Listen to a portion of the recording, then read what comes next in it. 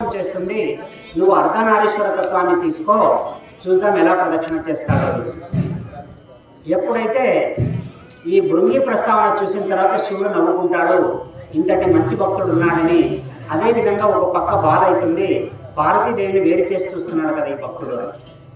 ఇక్కడ అమ్మవారికి చాలా కోపం వచ్చేస్తుంది, వీడు నన్ను చేస్తుంది, నువ్వు అర్ధనారీశ్వర తత్వాన్ని తీసుకో, చూద్దాం ఎలా ప్రదక్షిణ చేస్తాడో. ఎప్పుడైతే ఈ భృంగి ప్రస్తావన చూసిన తర్వాత శివుడు నవ్వుకుంటాడు, ఇంతటి మంచి భక్తుడు ఉన్నాడని. అదేవిధంగా ఒక పక్క బాధ అవుతుంది, పార్వతీదేవిని వేరు చేసి చూస్తున్నాడు కదా ఈ భక్తుడు.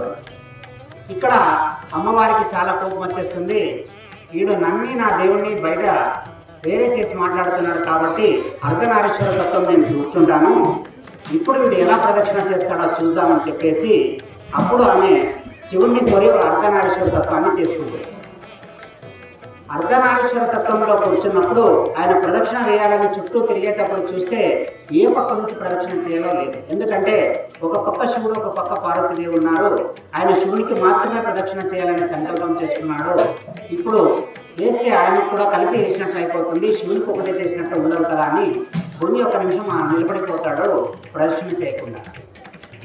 అమ్మవారు అనుకుంటుంది, ఇప్పుడు చేయడానికి ఎలా చేస్తావో చూస్తాను నేను. ఈయన చాలా ఆలోచన చేసి ఏం చేస్తాడు, సంస్కృతంలో బృంగము అంటే తేనెటీగ. ఆ బృంగం యొక్క వేషం వేసుకొని దాని అవతారం తీసుకొని శివపార్వతుల దేహంలో నుంచి ఆ బాడీని, అంటే ఆ దేహంలో ఒక పక్క నుంచి కన్నం వేసుకుంటూ దూరి శివునికి మాత్రమే శివుడార్థ భాగంలో నుంచి బయటకు వచ్చేస్తాడని. ఇది చూసిన తర్వాత అమ్మవారికి చాలా కోపం వచ్చేస్తుంది, వీరు ఇలా చేసినా కూడా శివునికి ఒక్కటే ప్రదక్షిణ చేసినాడు కదా, వీరికి చేతులు కాళ్ళు పని చేయకుండా పోవుగా అని ఒక శాపం పెట్టేస్తున్నారు. ఎప్పుడైతే భృంగికి శాపం పెడుతుందో ఇక అమ్మవారి శాపానికి తిరిగే లేదు, ఆమె సాక్షాత్తు శక్తి. ఒక్కసారి శివునికి చాలా బాధ అయిపోతుంది, ఇక్కడ తనకు అంతటి భక్తులు ఉన్నందుకు సంతోషపడాలో లేక తన భార్య చేత శపించబడ్డవాడన్నందుకు బాధపడాలో అర్థం కాక శివుడు ఒక ఎటు తేల్చుకోలేని ఒక పరిస్థితికి వచ్చేసి కళ్ళు మూసుకొని కూర్చొనిస్తాడు. కొద్దిసేపటి తర్వాత భృంగి రెండు చేతులు రెండు కాళ్ళు పనిచేయక కింద పడిపోయించాడు. ఆయన ఆ బాధ చూడలేక శివుడు లేపాలంటే అక్కడ భార్య ఇచ్చిన శాపం గుర్తుకొస్తుంది.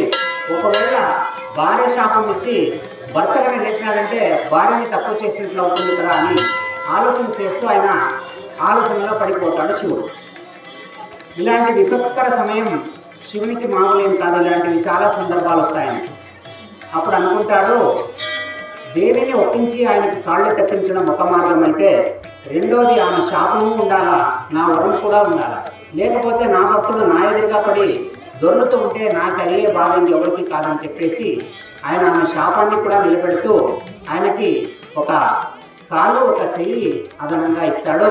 అమ్మవారి శాపవశాత్తు జరిగిన ఈ కార్యానికి ఆయన రెండు చేతులు రెండు కాళ్ళు పనిచేయకపోయినా మూడో కాలు శివుడిస్తాడు, మూడో చెయ్యి కూడా శివుడిస్తాడు. అలాగే భృంగికి 3 కాళ్ళు 3 చేతులు ఉంటాయి. ప్రమద గణాల్లో ఈయనంతటి శివభక్తుడు ఇంకొకటి లేదు. ఎందుకంటే ఆయన అమ్మవారిని కూడా శివుల్లో కలపలేదు, ఆమె వేరు ఈమె వేరు అని. ఈ సందర్భం జరిగిన తర్వాత శివుడు పక్కకు పిలిచి చెప్తాడు, ఒరే నాయన, నువ్వు శివశక్తిని భేదం చేస్తున్నావు, ఈ శివశక్తులు ఎప్పుడు అభేద్యులు, వీళ్ళని నువ్వు కలుపుకోవడమే కానీ విడి చేయడం నీ వల్ల కాదు, మనం ఉండేదే అలా కలిసిపోయి ఉన్నాం కాబట్టి నువ్వు ఉపాసన రీతి ఇలాగే ఉండాలని చెప్పేసి అప్పుడు భృంగికి ఒక ఉత్తమమైన ఇది చేసి ఈయన తన భక్తి చూపిస్తున్న భృంగికి ఒక వరాన్ని కూడా శివుడు బోనస్గా ఇస్తాడు. అది ఏమంటే, నేను నిన్నటి రోజు చెప్పినట్టు ఆయన సాయంత్రం వేళ అయితే శివుడు మహాశ్మశానం అనుకునే వారణాసి క్షేత్రానికి వచ్చి గజ్జలు కట్టి నాట్యం ఆడతాడు అక్కడ శ్మశానంలో. ఆ నాట్యం మొదలవడానికి ముందు భృంగి ఎప్పుడైతే తన వాయిద్యాన్ని వాయిస్తాడో అప్పుడే తన నాట్యాన్ని నేను మొదలు పెడతా, మళ్ళీ ఎప్పుడైతే నువ్వు కొడతావో అప్పుడే ఆపేస్తాను ఒక పెద్ద వరాన్ని భృంగికి ఇచ్చిన తర్వాత అప్పుడు శివునికి మనసు కుదుటపడుతుంది. ఇది మనకి క్లుప్తంగా భృంగి యొక్క చరిత్ర. శివభక్తులలో నానా విధాలుగా భక్తులు ఉన్నారు, ఒక్కొక్కరి భక్తి స్థాయి ఒక్కొక్క రకంగా ఉంటుంది. అలాగే మనకి ఇంకొక భక్తుడు ఉన్నాడు, చండీశ్వరుడు. ఆయన పేరు ఈయన వయసులో చాలా చిన్న పిల్లవాడు. ఈయనకి పుట్టుకతోనే శివభక్తి అనేది తన నరాన జీర్ణించుకొని వచ్చేసి ఉంటుంది. వేదాంగాలు చదువుతుంటాడు, వేదాభ్యాసం చేస్తుంటాడు. అప్పుడానికి అన్ని రకాలుగా జ్ఞానం దేవుడి దయ వల్ల అభ్యుంటుంది. వేదాల్లో ఏ పాఠం అడిగినా చెప్పగలిగే స్థాయికి ఆ పిల్లోడికి వచ్చేసి ఉంటుంది. ఇలాంటి సమయంలో ఒకసారి ఏమవుతుందంటే, ఈ పిల్లోడు ఒకసారి తన పాఠశాలకు వెళ్ళేటప్పుడు గోవులు కాచేవాడు ఒకడు ఆవుని నిర్దాక్షిణ్యంగా కొట్టడం చూస్తాడు. ఎప్పుడైతే ఆవుని అలా కొట్టడం చూస్తాడో ఈ అబ్బాయికి బాధ అవుతుంది. అరే ఏమిరా ఆవుని అలా కొడుతున్నాడు అని అక్కడ పోయి ఆ వ్యక్తిని అడుగుతాడు, ఎందుకు కొడుతున్నావు ఆవుని? లేదు ఇది ఎంత చెప్పినా అటువైపు వెళ్తున్నాయి, అటు వెళ్ళకూడదు, పంటలు ఉన్నాయి, వీటికి చెప్తే అర్థం కావడం లేదు, అందుకే కొడుతున్నాను అంటాడు. అలా కొడితే ఎలాగయ్యా, ఒక పని చేయి, నీకు బాధ అవుతుంది కదా, ఈ ఆవుని నాకు వదిలేస్తే నేను చూసుకుంటాను, సాయంత్రం మీ ఇంటికి వచ్చి ఇచ్చేస్తాను. ఆయన అంటాడు, ఇది ఒక రోజుతో పోయే మీ కాలకలు బాగా ఉంటే, అయ్యా నాకు కూడా ఏం పని లేదు, నేను చూసి పెడతాను, వదిలేసాయి. ఇలాగా ఆ అబ్బాయి ఆవులను తీసుకొని రోజు వాటిని మేతకు తీసుకుపోవడం, సాయంత్రం అయిపోతే తీసుకొని పోయి వాళ్ళ ఇంటి దగ్గర వదిలేయడం చేస్తూ ఉంటారు. ఇలా జరిగేటప్పుడు ఈ పిల్లోడు ఏం చేస్తాడంటే ఆవుల్ని మేతకెలిచి ఒక దగ్గర పోయి ఇసుకలో ఆడుకుంటూ కూర్చుంటుంటాడు. ఈ అబ్బాయికి శివభక్తి ఎక్కువ ఉంటుంది కాబట్టి ఆ సైకతం అంటే ఆ ఇసుకలో నుంచి ఒక లింగాన్ని తయారు చేస్తూ ఆ లింగానికి ఒక గుడిని కట్టినట్టు చేసి వాటికి పెద్ద పెద్ద నిర్మాణాలు చేస్తూ ఉంటాడు, ఆడుకుంటాడు. ఇప్పుడు మనకి ఇసుక దిబ్బలు వేసినప్పుడు పిల్లలు ఆడుతూ ఉంటారు, మనం కాళ్ళు పెట్టి ఇసుకనంతా లోపల అనుకుంటుంటారు. అలాగా ఆ పిల్లోడు శివలింగాన్ని ప్రతిష్టాపన చేసి దానికి ఒక గుడి కట్టి దాన్ని చూసి సంతోషపడిపోతుంటాడు ఆ పిల్లోడు. ఇలా ఎప్పుడైతే శివలింగ ప్రతిష్టాపన జరిగి ఆ పిల్లోడు గుడి కట్టడం మొదలు పెడతాడో ఆవులో చలనం వచ్చి ఒక ఆవు రోజు వచ్చేసి ఆ లింగం మీద తనకు తానుగా తన పొదుగులో నుంచి పాలన వేయడం మొదలు పెడుతుంది. ఎప్పుడైతే పాలు దారగా ఆ పొదుగులో నుంచి శివుని మీద క్షీరాభిషేకం జరుగుతూ ఉంటుంది రోజు, అది చూసి ఆ చండికేశ్వరుడికి చాలా ఆనందమైపోతుంటుంది.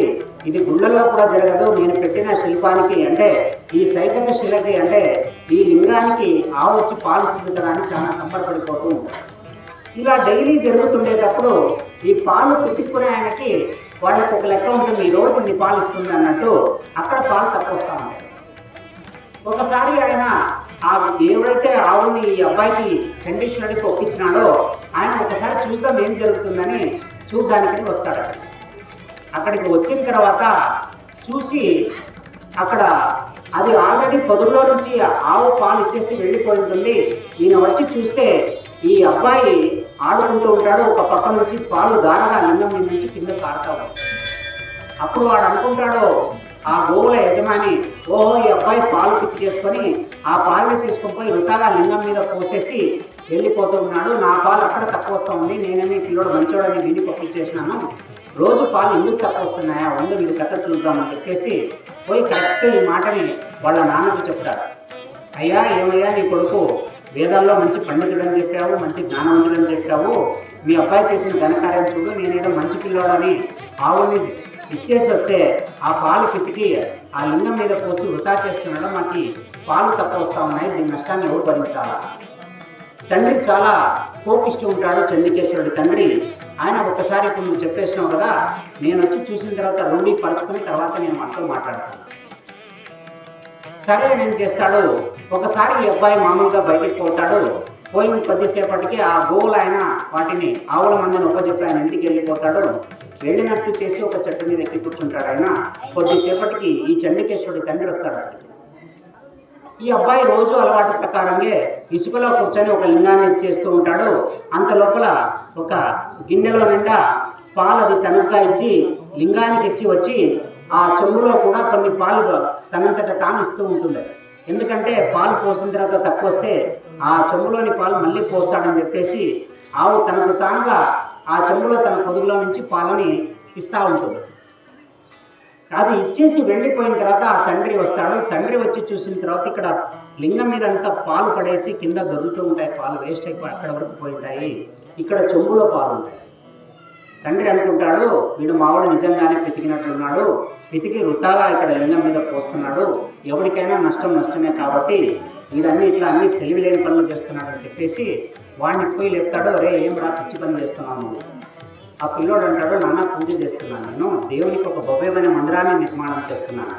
నీకు పిచ్చెక్కిపోయిందా, నీకు నువ్వు ఎలాగైనా చేసుకో, ఆయన ఆవుల నుంచి వచ్చిన పాలను నువ్వు ఎలా పోస్తున్నావురా, అంత ఉత్తాయిపోయింది, మర్యాద పోగొడుతున్నాను అని చెప్పేసి దీని నుంచే కదా నీకు ఇవన్నీ చేస్తా ఉండేదని ఆయన నిర్దాక్షిణ్యంగా తన కుడి కాలుతో ఆ లింగాన్ని తొక్కి పెట్టేస్తాడు.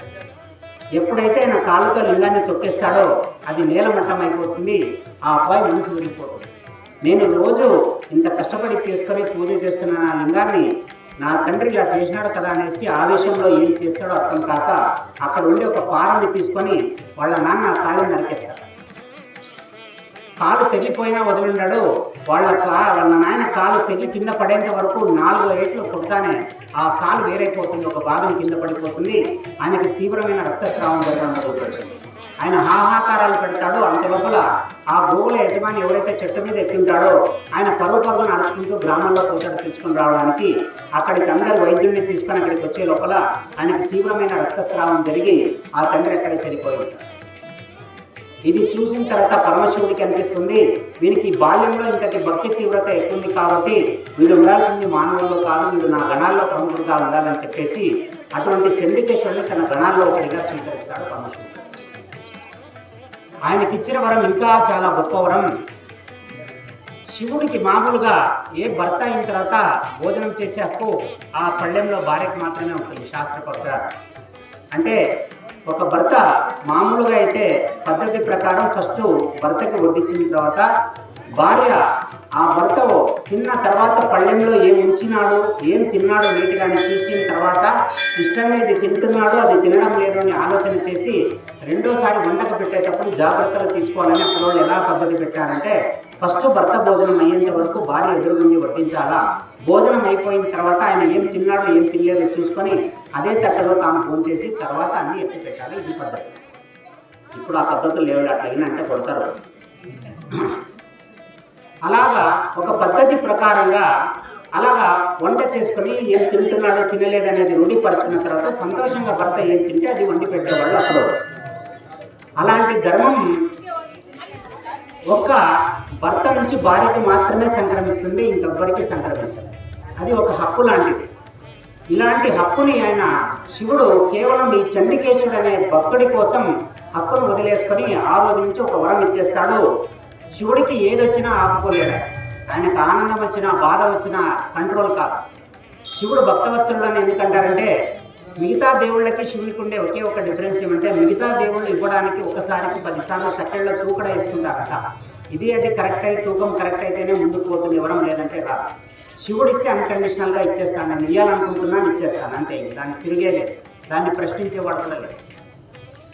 అలాగా శివుడు ఏం చేస్తాడంటే చండికేశ్వరుడి భక్తి తీవ్రతను మెచ్చుకొని ఇంకా ఆయన తట్టుకోలేక ఒరే నాయనా నువ్వు నీకు ఈ తిరుగులేదురా, అసలు ఈ వయసులో నువ్వు ఇంతటి శివభక్తి నువ్వు ఉన్మాదంలో ఉన్నావు, భక్తి ఉన్మాదంలో నీవు నా దగ్గరికి వచ్చేసి ఈ రోజు నుంచి నేను తిన్న తర్వాత ఏదైతే మిగిలి ఉంటుందో ఆ హక్కు తినడం నీకు మాత్రమే ఉంది, నా భార్య బిడ్డలతో సహా లేదు అని చెప్పేస్తాను.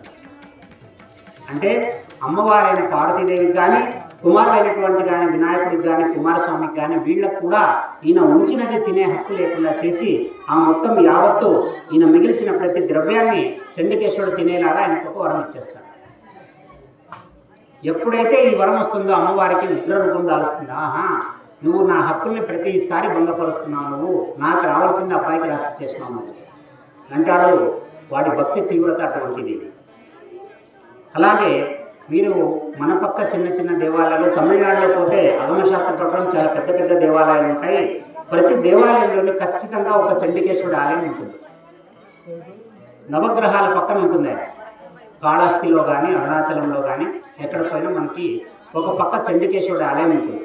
చండికేశ్వరుడి ఆలయం ఏమంటే మనం ఫస్ట్ గుడిలోకి ఎంటర్ అయిన తర్వాత కాళ్ళు కడుక్కొని ఫస్ట్ మనం నమస్కారం చేయాల్సింది ధ్వజస్తంభానికి. ధ్వజస్తంభం దగ్గర పడుకొని సాష్టాంగ నమస్కారం చేయాలి. ఎందుకంటే గర్భాలయంలో ఉన్నప్పుడు సాష్టాంగ నమస్కారం ఎప్పుడూ చేయకూడదు. ఎందుకు అంటే వెనక పరివార దేవతలు ఉంటారు. నువ్వు ఒక పక్క తల చేస్తే ఇంకో పక్క కాళ్ళు చేస్తావు, ఒకరికి చేసే నమస్కారం ఇంకొకరికి అవమానం జరగకూడదు. అందుకే ఎప్పుడే కానీ మనం సాష్టాంగం చేయాలంటే ఇలాంటి బయలులో ధ్వజస్తంభం పక్కన సాష్టాంగం చేసి గర్భగుడిలోకి వెళ్ళాలి. గర్భగుడిలోకి వెళ్ళాలంటే తల ఉంచుకునే వెళ్ళాలా, మూల ప్రతిమ దగ్గర మాత్రమే తల ఎత్తి చూడాలా. మన వాళ్ళు కొందరు ఎలా వస్తారు గుడికి అంటే, ఒక పులి వేటకు వచ్చినప్పుడు జిక్కల్ని ఎట్లా చూసుకుందో అట్లా చూసుకుంటూ వస్తుంటారు. ఎవరు వచ్చినారు, ఎవరు లేదు. వీళ్ళు వ్యవహారికంగా దేవాలయానికి వచ్చేవాళ్లే కానీ భక్తితో దేవాలయానికి వచ్చేవాళ్ళు కాదు. భక్తితో వచ్చేవాడు మౌనంగా వస్తాడు, కాళ్ళు కడుక్కుంటాడు, ధ్వజస్తంభం దగ్గర నమస్కారం చేస్తాడు, గడప దగ్గర తల దించుతాడు, మళ్ళీ మూల ప్రతిమ దగ్గరకు పోయి తల ఎత్తుతాడు, నమస్కారం చేసి మళ్ళీ పోయి ఒక మూల కూర్చుంటాడు, కొంతసేపు ధ్యానం చేసుకొని మౌనంగా వెళ్ళిపోతాడు. వీడు 100కి 100% భక్తుడు. ఎందుకంటే నేను పూజారి అర్చకత్వం చేస్తాను కాబట్టి ఒక మనిషి తీర్థానికి చేయి పెట్టినప్పుడు చెప్తాను వీడు భక్తుడు అవునా కాదా. ఎందుకంటే పట్టే దాంట్లోనే భక్తి ఉంటుంది.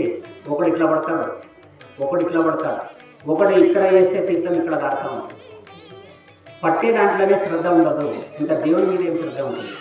ఈ తీర్థం ఇలా పడితే ఇక్కడ నీకు తీర్థం నిలబడితే ఇది నీకు గొంతులో పోతే అప్పుడు నీకు దానికి సంబంధించిన ఒక మంచి శక్తి నీ దేహంలో ప్రవేశిస్తుంది.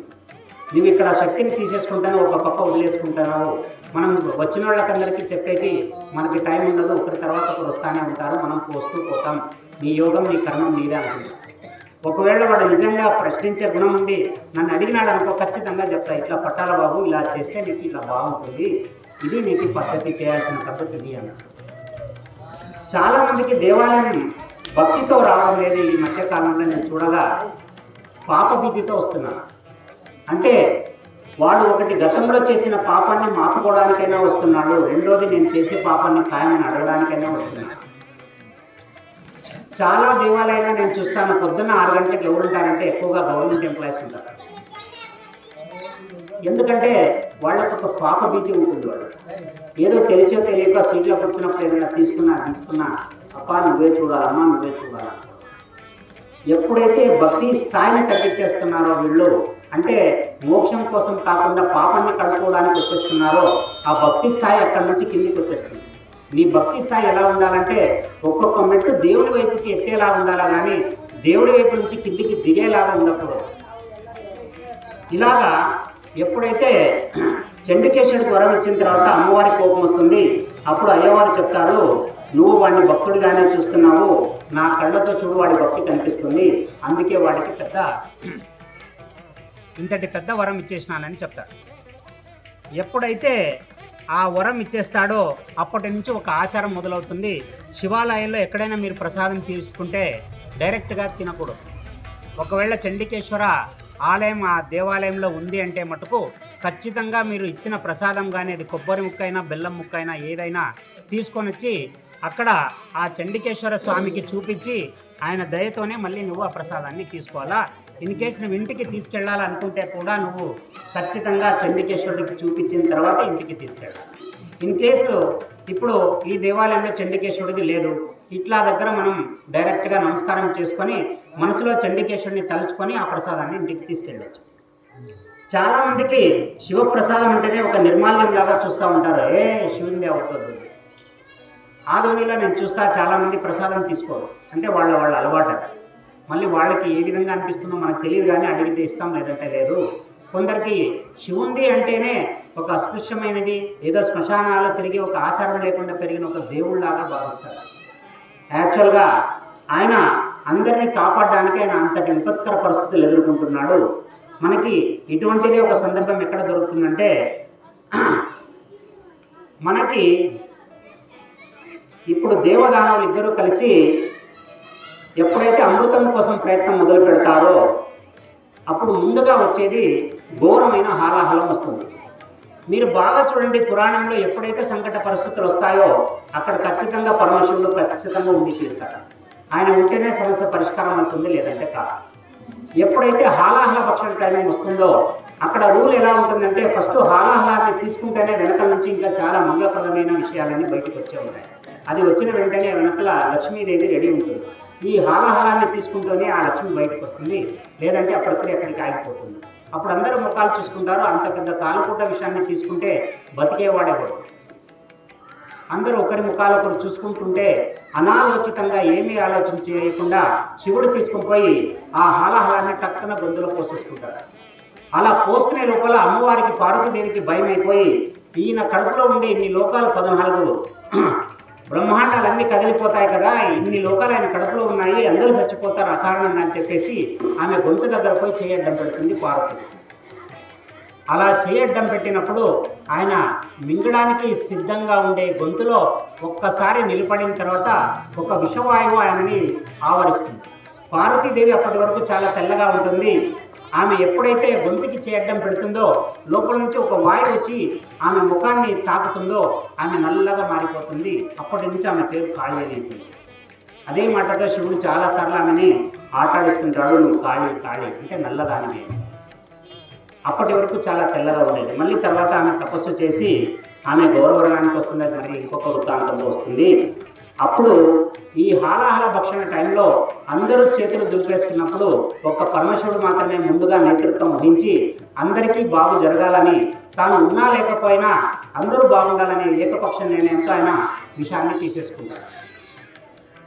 ఇలాంటి త్యాగం శివుడి జీవితంలో ఎన్నో ఉన్నాయి. కాబట్టి శివ ఉపాసన ద్వారా మనకి ముఖ్యంగా తెలిసే విషయాలు ఏమంటే, ఒకరికి ఇచ్చే తత్వం అలవాటు పడుతుంది. మేము అభిషేకం చేస్తాం పొద్దున 5:30 ఆ సమయంలో. అభిషేకం చేసేటప్పుడు అభిషేకానికి ముందు లింగం ఒక రూపంగా ఉంటుంది, అభిషేకం తర్వాత ఒక లింగం ఒక రూపంగా ఉంటుంది. నేను చాలాసార్లు ఫోటోలు కొట్టి కూడా కంపేర్ చేసి చూసుకున్నాను. ఎందుకు ఏం జరుగుతుంది, దాంట్లో ఏం విశేషం ఉంది? శివుడు అభిషేక ప్రియుడు, ఖచ్చితంగా తెలుసు. అభిషేకం అంటే పాలు, తేనె, నెయ్యి ఇవే పోయాలా, ఏం నీళ్లు పోయకూడదా? ఖచ్చితంగా పోయచ్చు. నీ స్థాయిని బట్టి ఏం కావాలంటే అది పోయచ్చు. ఇదే చేయాలని శివుడు ఎక్కడ చెప్పాలి. ఆయనకి జరగాల్సింది అభిషేకం జరగాలి. ఈ ద్రవ్యాలతో చేస్తే ఆయనకు ఉండే సంతోషమేమి. నెత్తి మీద పోస్తే నేను నిన్న చెప్పినాను, లిమ్ అంటే పుట్టడం, అంటే బ్రహ్మాండంలోంచి పిండాండంలోకి వచ్చి కొద్ది కాలంగా ఉండి మళ్ళీ ఎప్పుడైతే ఈ దేహం పడిపోతుందో మళ్ళీ ఈ పిండం మళ్ళీ బ్రహ్మాండంలోకి లీనమైపోతుంది. ఇది ఒక చక్రం. ఈ చక్రానికి లోపడే మనం పుడుతున్నాం, స్వస్తున్నాం. ఇది కాలచక్రంలో జరిగే ఒక ప్రక్రియ. ఇప్పుడు ఈ బ్రహ్మాండంలోని బ్రహ్మాండమైన పిండాండమైన శివునికి లింక్ అయ్యే ఉంటుంది. అంటే ఆయన చెబితే జరుగుతుంది, చెప్పకపోతే ఆగిపోతుంది. ఇప్పుడు శివుడి తలలో నెలవంక ఉంటుంది. మనం చాలాసార్లు చాలా చిత్రాల్లో చూస్తాము. అసలు నెలవంక ఉంటే ఏమర్థం దీనికి? దీనికి 2 కారణాలు. ఒకటి, చంద్రుడు అంటే చాలా ఇష్టం శివునికి. ఎందుకు? చంద్రుడు జలతత్వ కారకుడు. మనకి జ్యోతిష శాస్త్రంలో చంద్రుడిని జలతత్వ కారకం కింద తీసుకుంటాము. శివునికి అపారమైన వేడి అగ్ని ఉంటుంది తలలో. ఈ అగ్నిని చల్లార్చుకోవడానికి ఆయనకి జడలు కట్టిన ఈ దీంట్లో అంటే ఈ జటాల్లో ఆయనకి వేడి అమితంగా ఉంటుంది. కాబట్టి చల్లపరచుకోవడానికి ఆయనకి ఏం కావాలా? జలం కావాలి. అలాంటి జలం అంటే గంగమ్మని నెత్తి మీద మోసుకున్నాడు. జలతత్వానికి కారకుడైన ఈ చంద్రుడిని నెత్తి మీదే పెట్టుకున్నాడు నెలవంక. మరి ఇంతకంటే విశేషం ఏమన్నా ఉందా చంద్రుడిది? ఉంది, ఖచ్చితంగా ఉంది. చంద్రుడు కాలానికి ప్రతీక. కాలానికి ప్రతీక అంటే మనకి సూర్యమానం, చంద్రమానం అని 2 ఉన్నాయి. చాంద్రమానంలో చంద్రుడిని బట్టి లెక్కేసి కాలాన్ని చెప్పడం. ఇలాంటి చంద్రుడిని సిగలో పెట్టుకుంటే అర్థం ఏమంటే, కాలానికి అతీతుడుగా శివుడు ఉన్నాడని సింబాలిక్గా చెప్పడానికి, తాత్వికంగా చెప్పడానికి అప్పటి వాళ్ళు చంద్రుడిని నెలలో అంటే ఆ తలలో తీసేసినారు ఆయన. దీంట్లో మనకి అమావాస్య నుంచి పున్నమికి, పున్నమి నుండి అమావాస్యకి ఉండే డిఫరెన్సే మనం కృష్ణపక్షం నెక్స్ట్ శుక్లపక్షం అని విడదీస్తాము. అమావాస్య చీకట్లు ఎక్కువ ఉన్నప్పుడు కృష్ణపక్షం అనుకుంటాం. ఈ అమావాస్య నుండి పున్నమికి వెళ్ళేటప్పుడు కృష్ణపక్షం, శుక్లపక్షం అని అనుకుంటాం. అంటే ఈ 15 రోజులు ఆ 15 రోజులు ఎలా చేసినా కాలగణనమే. కాబట్టి ఈ కాలం యావత్తు శివుడి కంట్రోల్లో ఉంది.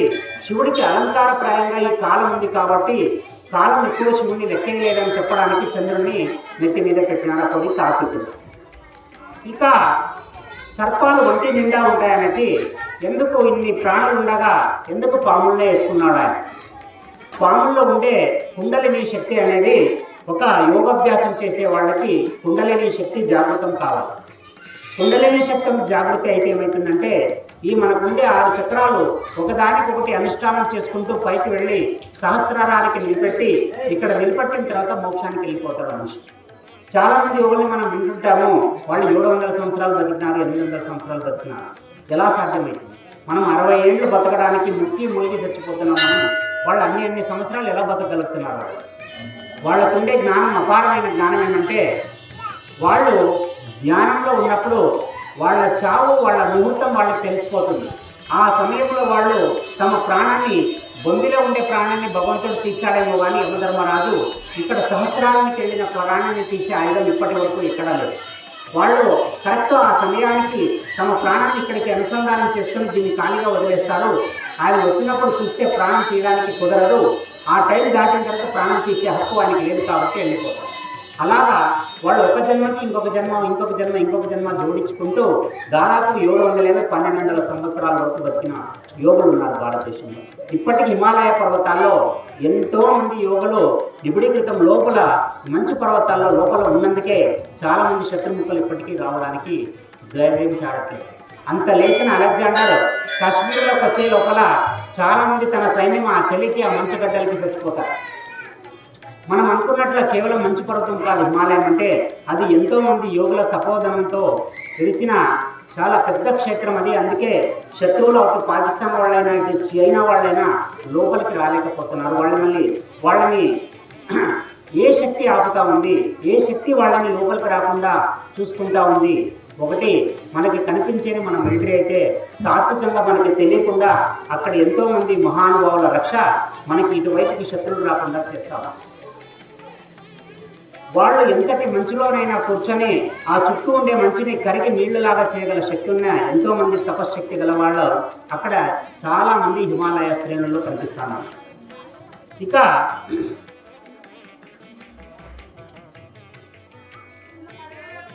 మనకి ఇప్పుడు మనం మీకు చెప్పాలన్నా ఒక వాక్యపరంగా చెప్పాలా, లేదా చదివే వాళ్ళు అంటే ఒక రైటింగ్లో రాసి నేను పేపర్లో చూపిస్తే కూడా మీకు అర్థమవుతుంది. ఈ 2 శ్రేణులు ఎక్కడి నుంచి వచ్చినాయంటే, శివుడు సృష్టి ఆదిలో డమరుకాన్ని 14 సార్లు వాయించిన తర్వాత దీంట్లో నుంచి బీజాక్షరాలు కానీ, వ్యాకరణాలు కానీ, అక్షరాలు కానీ, శబ్దం కానీ ఇవన్నీ అక్కడ నుంచి పుట్టిన తర్వాత వాటిని మాడిఫై చేస్తూ ఋషులు ఒక భాషగా మార్చి, ఆ భాషని లిపిగా మార్చి, ఆ లిపి ద్వారా ఒక యుగం నుంచి ఇంకో యుగానికి వెళ్ళడానికి తాత్వికంగా తయారు చేసిండేది ఈ డమరుకనాదం అనేసి శివపురాణంలో చెప్పే ముఖ్యమైన ఇతిహాసం. ఇంకొకటి మనకి శివ ష అనే అక్షరానికి సంస్కృతంలో చాలా పెద్ద అర్థం ఉంది. అసలు ష అంటేనే శుభం అనే అర్థం. శంభు, నేను పూజ చేసేది శంభులింగేశ్వర దేవస్థానంలో. శంభుకి అర్థం ఏమంటే శం భావయతే ఇతిహి శంభు అనేది సంస్కృతంలో ఉండే అర్థం. శం భావయతే ఇతిహి శంభు. శం భావయతే, శం అంటే ఏదైతే మంచి చేస్తుందో, ఏదైతే కేవలం పలకడం వల్ల నీకు అన్ని ఐశ్వర్యాలు కలుగుతున్నాయో, ఏది పలకడం వల్ల నువ్వు క్షేమంగా ఉండగలుగుతున్నావో, ఏది పలకడం వల్ల దయ నువ్వు పొందుతున్నావో అదే చాలా ఉత్తమమైన అక్షరం షా అక్షరం అని శాస్త్రం చెప్తుంది. నీవు ఏమీ చేయకపోయినా, ఎంతటి ఘోర పాపం చేసినా శివ శివ అని 2 సార్లు అనుకుంటే అంతటి ఘోరమైన పాపాలు కూడా శమిసిపోతాయని చెప్తాయి శాస్త్రాలు. కాకపోతే నువ్వు చెప్పే శివ శివ అనే మంత్రం నీ మనసుతో చెప్పాలా, నోటితో. మనం చాలా చేసే క్రియలు కేవలం దేహంతో చేస్తాం. ఒక పని చేసేటప్పుడు మనం దాని మీద ఇతిమిత్తంగా త్రికరణ శుద్ధిగా చేసే పనులు చాలా తక్కువ. ఈ మధ్య కాలంలో ఇంకా తక్కువైపోయింది. త్రికరణ శుద్ధిగా అంటే ఏమి? మనసా వాచా కర్మ. మనస్సు అంటే మనస్సు పెట్టి చేయాలా, వాచ అంటే వాక్కుతో చేయాలా, కర్మణ అంటే చేతితో పని చేయాలి.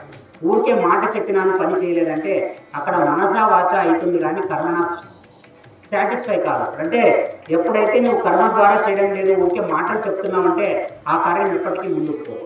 ఆ కార్యం ముందుకు పోవాలంటే నువ్వు మనస వాచ కర్మణ ఈ 3 రకాలుగా చెప్తేనే ఒక కార్యం ముందుకు పోతుంది. దాంట్లో నువ్వు జయప్రదం పొందుతావు. ఒక పనిని మనం ఇక్కడ పెట్టింటాను, ఇంకో పక్క అది చూస్తూ ఉంటాం, ఇంకో పక్క ఇది చేస్తుంటాం. ఇది భౌతికమైన చర్యల్లో చేయొచ్చు కానీ ఒక పూజా విశేషంలో ఎప్పటికీ పని చేయలేదు. ఒకసారి పూజలో కూర్చున్నావంటే నువ్వు పూజని మాత్రమే గమనించాలి. ఇప్పుడు చాలామంది అభిషేకానికి వస్తుంటారు. మా గుళ్ళో కూడా మేము మంత్రం చెప్తాము. దాదాపు 1.5 గంట సేపు గొంతు చించుకొని మంత్రాలు చదువుతాము. నమక చమకం చదువుతాము. నమక చమకం ఎంతటి ఈ సృష్టిలోనే అతి పవర్ఫుల్ మంత్రాల్లో గాయత్రి మంత్రం, ఈ శ్రీరుద్ర మంత్రం, మహామృత్యుంజయ మంత్రం, ఈ 3 చాలా పవర్ఫుల్ మంత్రాలు. గాయత్రి మంత్రం, నెక్స్ట్ మృత్యుంజయ మహామంత్రం మార్కండేయ విచిత, అది ఒకటి. శ్రీరుద్రం, శ్రీరుద్రంలో ఏ అనువాకంలోని ఏ ఒక్క అనువాకాన్ని చదివినా నమ్మకంలోని నమ్మకం చమకం అనే 2 భాగాలు ఉంటాయి. నమ్మకం అంటే దేవుణ్ణి మనం స్తుతించుకుంటూ పాడేది, చమకం అంటే నీకేది కావాలో భగవంతుడిని కోరుకోవడం. మనం అభిషేకం చేసేటప్పుడు ఒక నమ్మకాన్ని ఒక చమకాన్ని చదువుతాం. ఫస్ట్ ఒక నమ్మకాన్ని చదువుతాం, తండ్రి నీ స్వరూపం ఇటువంటిది, నువ్వు ఇంత గొప్పవాడివి, నువ్వు అనుకుంటే ఏదైనా చేస్తావు, నువ్వు అంతటి పెద్దవాడికి నేను నా ఈ చిన్న మనసుతో పూజ చేస్తున్నా, తండ్రి నువ్వే కాపాడాలా అనేది నమ్మకం అయితే, తండ్రి నేను ఇప్పుడు ఈ ఆర్థిక ఇబ్బందుల్లో ఉన్నాను, దీంట్లో నుంచి నన్ను ఎలాగైనా బయటకేసి నన్ను కాపాడని అనుకోవడం నీ చమకం కిందకి వస్తుంది. చమకం ఏం చెప్తుందంటే నీకేం కావాలో కోవడం. నమ్మకం అంటే ఆయన స్తుతించడం. ఈ నమ్మక చమకాలతో చేసే అభిషేకం చాలా పవర్ఫుల్ అయినది. దీన్ని మనసు పెట్టి చేసినారంటే ఖచ్చితంగా పోయే ప్రాణం నిలబడుతుంది. మహామృత్యుంజయ మంత్రం ఎంత గొప్పటిది అంటే దీనికి లైవ్గా జరిగిన ఒక ఎగ్జాంపుల్ కాకినాడ క్షేత్రంలో ఒకసారి జరిగింది. ఒక ఆయనకు భార్య చాలా సీవియర్గా ఉంది. ఒక స్వామి దగ్గరికి పోయినాడు. స్వామి ఇట్లా నా భార్య సీవియర్గా ఉంది, నేను పని మీద ఇక్కడికి వచ్చినాను, అక్కడ ఆమె చాలా సీవియర్గా అయిపోయింది, ఇప్పుడు ఫోన్ వచ్చింది, నా భార్య బతికే మార్గం చెప్పండి, నేను ఇక్కడున్నాను, అక్కడ ఎవరు చూసేవాళ్ళు లేదు. ఆయన అన్నాడు, ఇక్కడ దగ్గరలో ఒక శివాలయం ఉంది, శివాలయానికి వెళ్ళిపో, నీకు శ్రీరుద్ర పట్టణం వస్తుందా. ఆయన అదృష్టవశాత్తు శ్రీరుద్రం నేర్చుకున్నాడు. ఆయన వస్తుంది గురువుగా. ఆయన అన్నాడు, దాంట్లో 8వ అనువాకం తీసుకో, నువ్వు కాళ్ళు చేతులు కడుక్కొని నువ్వు ఊరికి కానీ నీ భార్య గురించి కానీ ఆలోచన వదిలేసాయి, అక్కడ మూల లింగాన్ని ఒకసారి దర్శనం చేసుకొని వచ్చి ఒక మూలకి కూర్చొని 8వ అనువాకం నీకు ఎన్నిసార్లు అయితే అన్నిసార్లు అనువాకం చేయి. స్వామి ఇప్పుడు మళ్ళీ నేను ఇక్కడ పోయి కూర్చుంటే అక్కడ నేను చూసేవాడు, నేను చెప్పినంత చెయ్యి, నేను చెప్పినంత చెయ్యి, నీకు జరగకపోతే నన్ను వచ్చాడు. ఆయన ఏం చేసినాడంటే అక్కడ భార్య పరిస్థితి ఎలా ఉందో తెలియదు, వచ్చి ఇక్కడ నమస్కారం చేసుకుని గుడిలో ఆయన మీద భారం వేసి, తండ్రి ఆయన అయితే ఇట్లా చెప్పినాడు, నేను ఆయన మాటానుసారం నేను ఇక్కడ స్తోత్రం చదువుకుంటూ కూర్చుంటున్నా, ఇక బతికించే భారం మీదే. ఆయన 8వ అనువాకాన్ని కంటిన్యూగా చదువుకుంటానే ఉన్నాడు. ఎంతసేపు చదివినాడో ఆయనకు తెలీదు. తెలిసిన తర్వాత బిక్కు బిక్కు అనుకుంటానే 1 గంట తర్వాత ఫోన్ చేసినాడు ఇంటికి. ఆమె బాగుంది. ఎలా బాగుంది? ఆమె పక్కింటి వాళ్ళు ఆమె హాస్పిటల్కి తీసుకుపోయారు. అక్కడ తీసుకుపోయి ఆమెకి ఏమేం కాలేదు, 1 గంట కింద ఎలా ఉందో ఇప్పుడు మళ్ళీ అలా అయిపోయింది. ఎలా జరిగింది ఈ మ్యాజిక్? ఇక్కడ ఆమె చనిపోయే సందర్భం రావడమేమి, హాస్పిటల్కి తీసుకోవడమేమేమి, మళ్ళీ ఆమె ముందుగా రావడానికి కారణమేమి? ఇక్కడ మంత్రం అందరికీ ఒకేలా పనిచేస్తుంది, కానీ వాడు మనసుతో చేస్తున్నాడా లేదనేది చాలా ముఖ్యం. మనం చాలామంది చాలా కామెడీగా మంత్రాలు చదువుతుంటాము, కానీ మనం చేసేటప్పుడు నీ ప్రాణాన్ని పెట్టాలని చెప్పినా నేను ఇంతకుముందు మనసా వాచ కర్మణ, తండ్రి ఇది నా సంకట పరిస్థితి, దీన్ని నువ్వు మాత్రమే పరిష్కరించగలవు, ఏ మానవుడు దీన్ని తీసుకోలేడు, నువ్వు సర్వవ్యాపకుడై ఉన్నావు, నువ్వు సర్వ చక్రవర్తిగా ఉన్నావు కాబట్టి నువ్వే చేయగలవని నువ్వు మనస్ఫూర్తిగా అనుకుంటే మాత్రమే జరిగే ఒక మ్యాజిక్. ఆయన అలా అనుకుని అనువాకం చేస్తున్నాడు కాబట్టి పక్కింటి వాళ్ళు చూడడం, తీసుకోపోవడం, ఆయన హాస్పిటల్లో ట్రీట్మెంట్ చేయడం, జస్ట్ ఇక్కడ ఒక గ్యాస్ పెయిన్ లాగా వచ్చింది, దాని నుంచి హార్ట్ స్ట్రోక్ వచ్చిందని డాక్టర్ చెప్పేసి కేవలం ఒక ఇంజక్షన్తో బాగా చేసి మనం ఇంటికి పంపడం జరిగింది. ఇలాంటి సందర్భాలు వచ్చినప్పుడు వితండవాదులు చేసే వాళ్ళు కూడా ఉంటారు. ఆమెలే గ్యాస్ పెయిన్ వాళ్ళు ఏదో అనుకున్నారు, వీళ్ళు గాబరా పడిపోయినారు, పోతే ఏం లేదని చెప్పినారు. నేను నిన్న చెప్పిన మాట మరొకసారి చెప్తా, ఎప్పుడు నమ్మకం మీద జీవితం ఆధారపడి ఉంటుంది. భగవంతుడు ఉన్నాడని మీరు నమ్మి చూడండి, మోసపోయిన వాడు లేదు. భగవంతుడిని మోసం చేసిన మనుషులు ఉన్నారే కానీ మనుషుల్ని మోసం చేసిన భగవంతుడు ఉండడు. అలా ఉంటే ఆయన భగవంతుడు కాదు.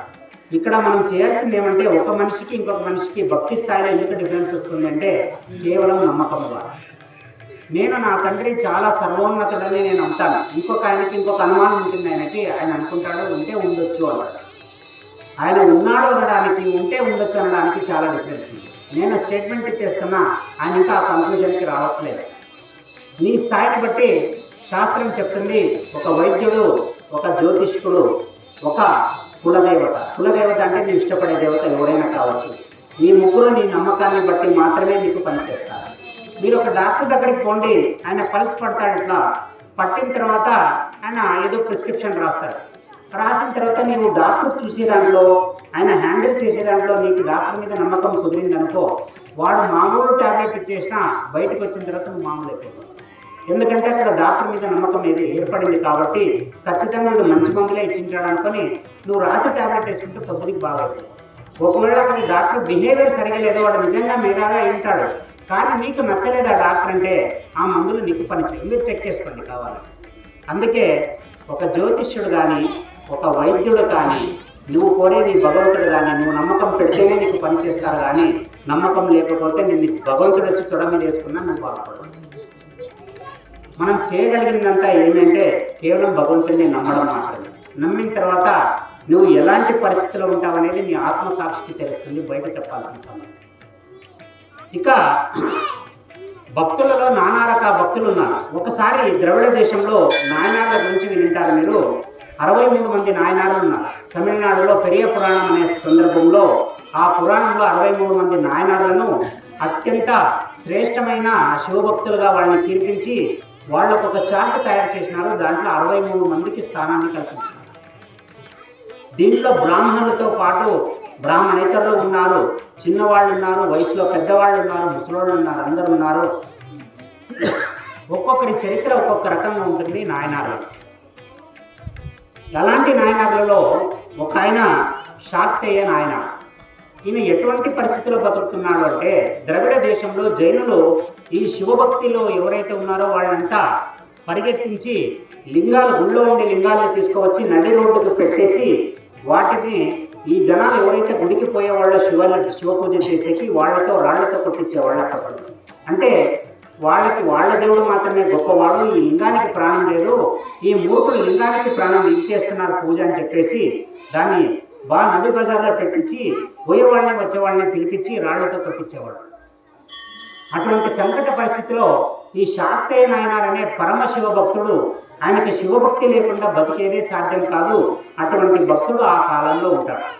ఆయన రోజు లింగం ముందు కూర్చొని ఏడుస్తుంటాడు, స్వామి నాకేమి ఇలాంటి సంకట పరిస్థితి ఇచ్చినావు, మనస్ఫూర్తిగా నిన్ను స్తుతించడానికి లేదు, గుళ్ళో పోదామంటే గుళ్ళో లింగాలు తెచ్చి రోడ్డు పెట్టేస్తున్నారు, నిన్ను పూజించేది ఎలా? ఇలా జరుగుతూ ఉన్నప్పుడు ఒకసారి ఆయన మధ్యాహ్న భోజనానికి కూర్చున్నప్పుడు భార్య వేడివేడిగా వండి వడ్డించి చెప్తుంది, అయ్యా నీకు ఇష్టమని చేసినాను, ఫలానాది తిను. ఆయన ముద్ద తీసుకుంటాడు. తీసుకుంటే ఆయనకి శివస్వరూపం కనిపిస్తుంది ఆ ముద్దలో. అనుకుంటాడు, ఈ ఆహారం తయారు కావడానికి ఏదైతే వేడి కావాలో ఆ వేడిలో నువ్వు ఉన్నావు. తీరా అది గింజగా మారి ఆ గింజ అన్నంగా మారినప్పుడు కూడా ఆ పొయ్యి మీద మంటగా నువ్వే ఉన్నావు. ఇప్పుడు ఈ ధాన్యాన్ని అన్నంగా మలిచిన ఆ వేడిలో కూడా నువ్వు ఉన్నావు. ఇప్పుడు నేను తిన్న తర్వాత నా కడుపులో జఠరాగ్ని రగిల్చి అక్కడ కూడా నువ్వే ఉన్నావు. ఇలా ప్రతి చోట నువ్వు ఉన్నావు. ఈ అన్నాన్ని నేను తింటున్నాను కానీ నేను మనస్ఫూర్తిగా కీర్తించలేకపోతున్నాను. ఇంతకంటే దరిద్రం ఇంకేముంది? తండ్రి నన్ను క్షమించి, ఏదైతే అది అయిపోతుంది. నిన్ను చూడకుండా, నిన్ను కీర్తించకుండా నేను అన్నం తినలేదని ఆయన చేస్తాడు.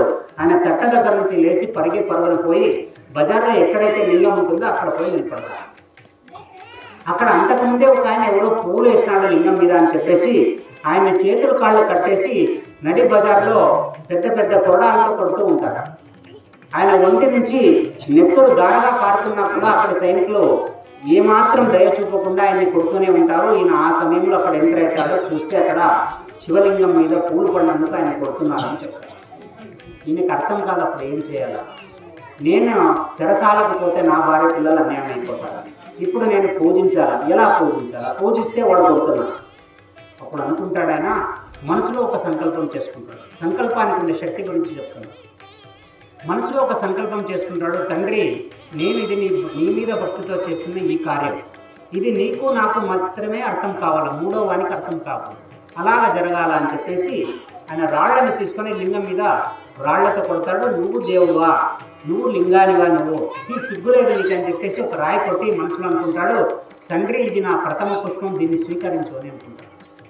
ఎప్పుడైతే రాయి పడుతుందో అక్కడ అమ్మవారు పార్వతీదేవి కోపం వచ్చేస్తుంది. అక్కడ భర్తను అడుగుతుంది, ఏది ఇది శాక్తేయ అన్నారు, ఇలాంటి ఘోరమైన పనులు చేస్తున్నాడు నీ పరమ భక్తుడు. ఆయన అంటాడు, నువ్వు అక్కడ రాయిని చూస్తున్నావు, నా కాళ్ళ దగ్గర పడిన పువ్వు చూడు అంటాడు. అక్కడ ఎక్కడైతే రాయి కొట్టి మనసులో అనుకుంటాడో, తండ్రి ఇది నా ప్రథమ పుష్పం స్వీకరించింది, అక్కడ పువ్వు పడి ఉంటుంది.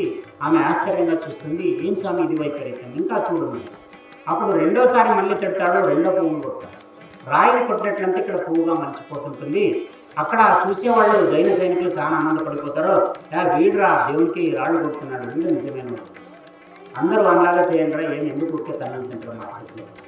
ఆయన కంటి నిండా నీళ్లతో రాళ్లతో కొట్టి ఇంటికి వచ్చి అన్నం ముందుకు వచ్చి అంటాడు, అయ్యా నన్ను క్షమించు, ఈ రోజుకి నా ఉపాసన ఇలాగే ఉంది, నువ్వు గనక నాకు అనుకూలం చేయకపోతే రోజు ఇలాంటి ఉపాసన చూడాల్సి వస్తుంది.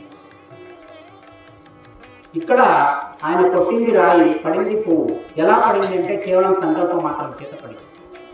భౌతికంగా రాయే ఉంది, పువ్వు ఎక్కడి నుంచి వచ్చింది? పువ్వు మనస్సులో నుంచి వచ్చింది.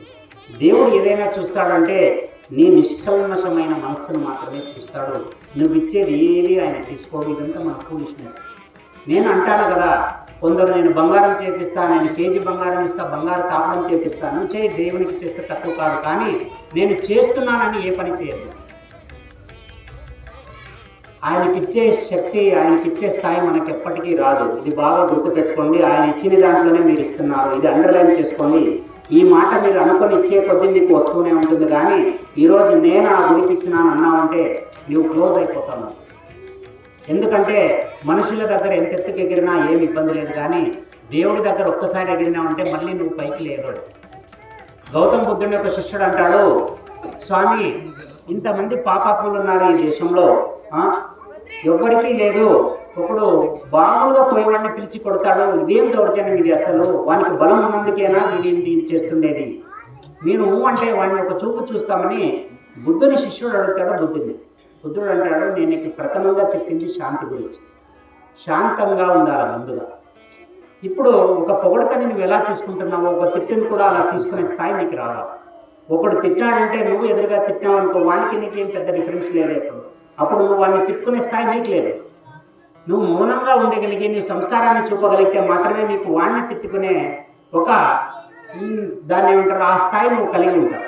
అప్పుడు అంటాడు, మరి ఏం స్వామి ఇది అన్యాయం జరగాల్సిందేనా? దౌర్జన్యవంతుడు వాడు కొడతానే ఉంటాడు, వాడు పడుతూనే ఉండాలా అని అంటాడు. నువ్వు కూడా ఈ కాలచక్రంలో చాలా వింతలు జరుగుతాయి, నువ్వు చూడలేవు దాన్ని.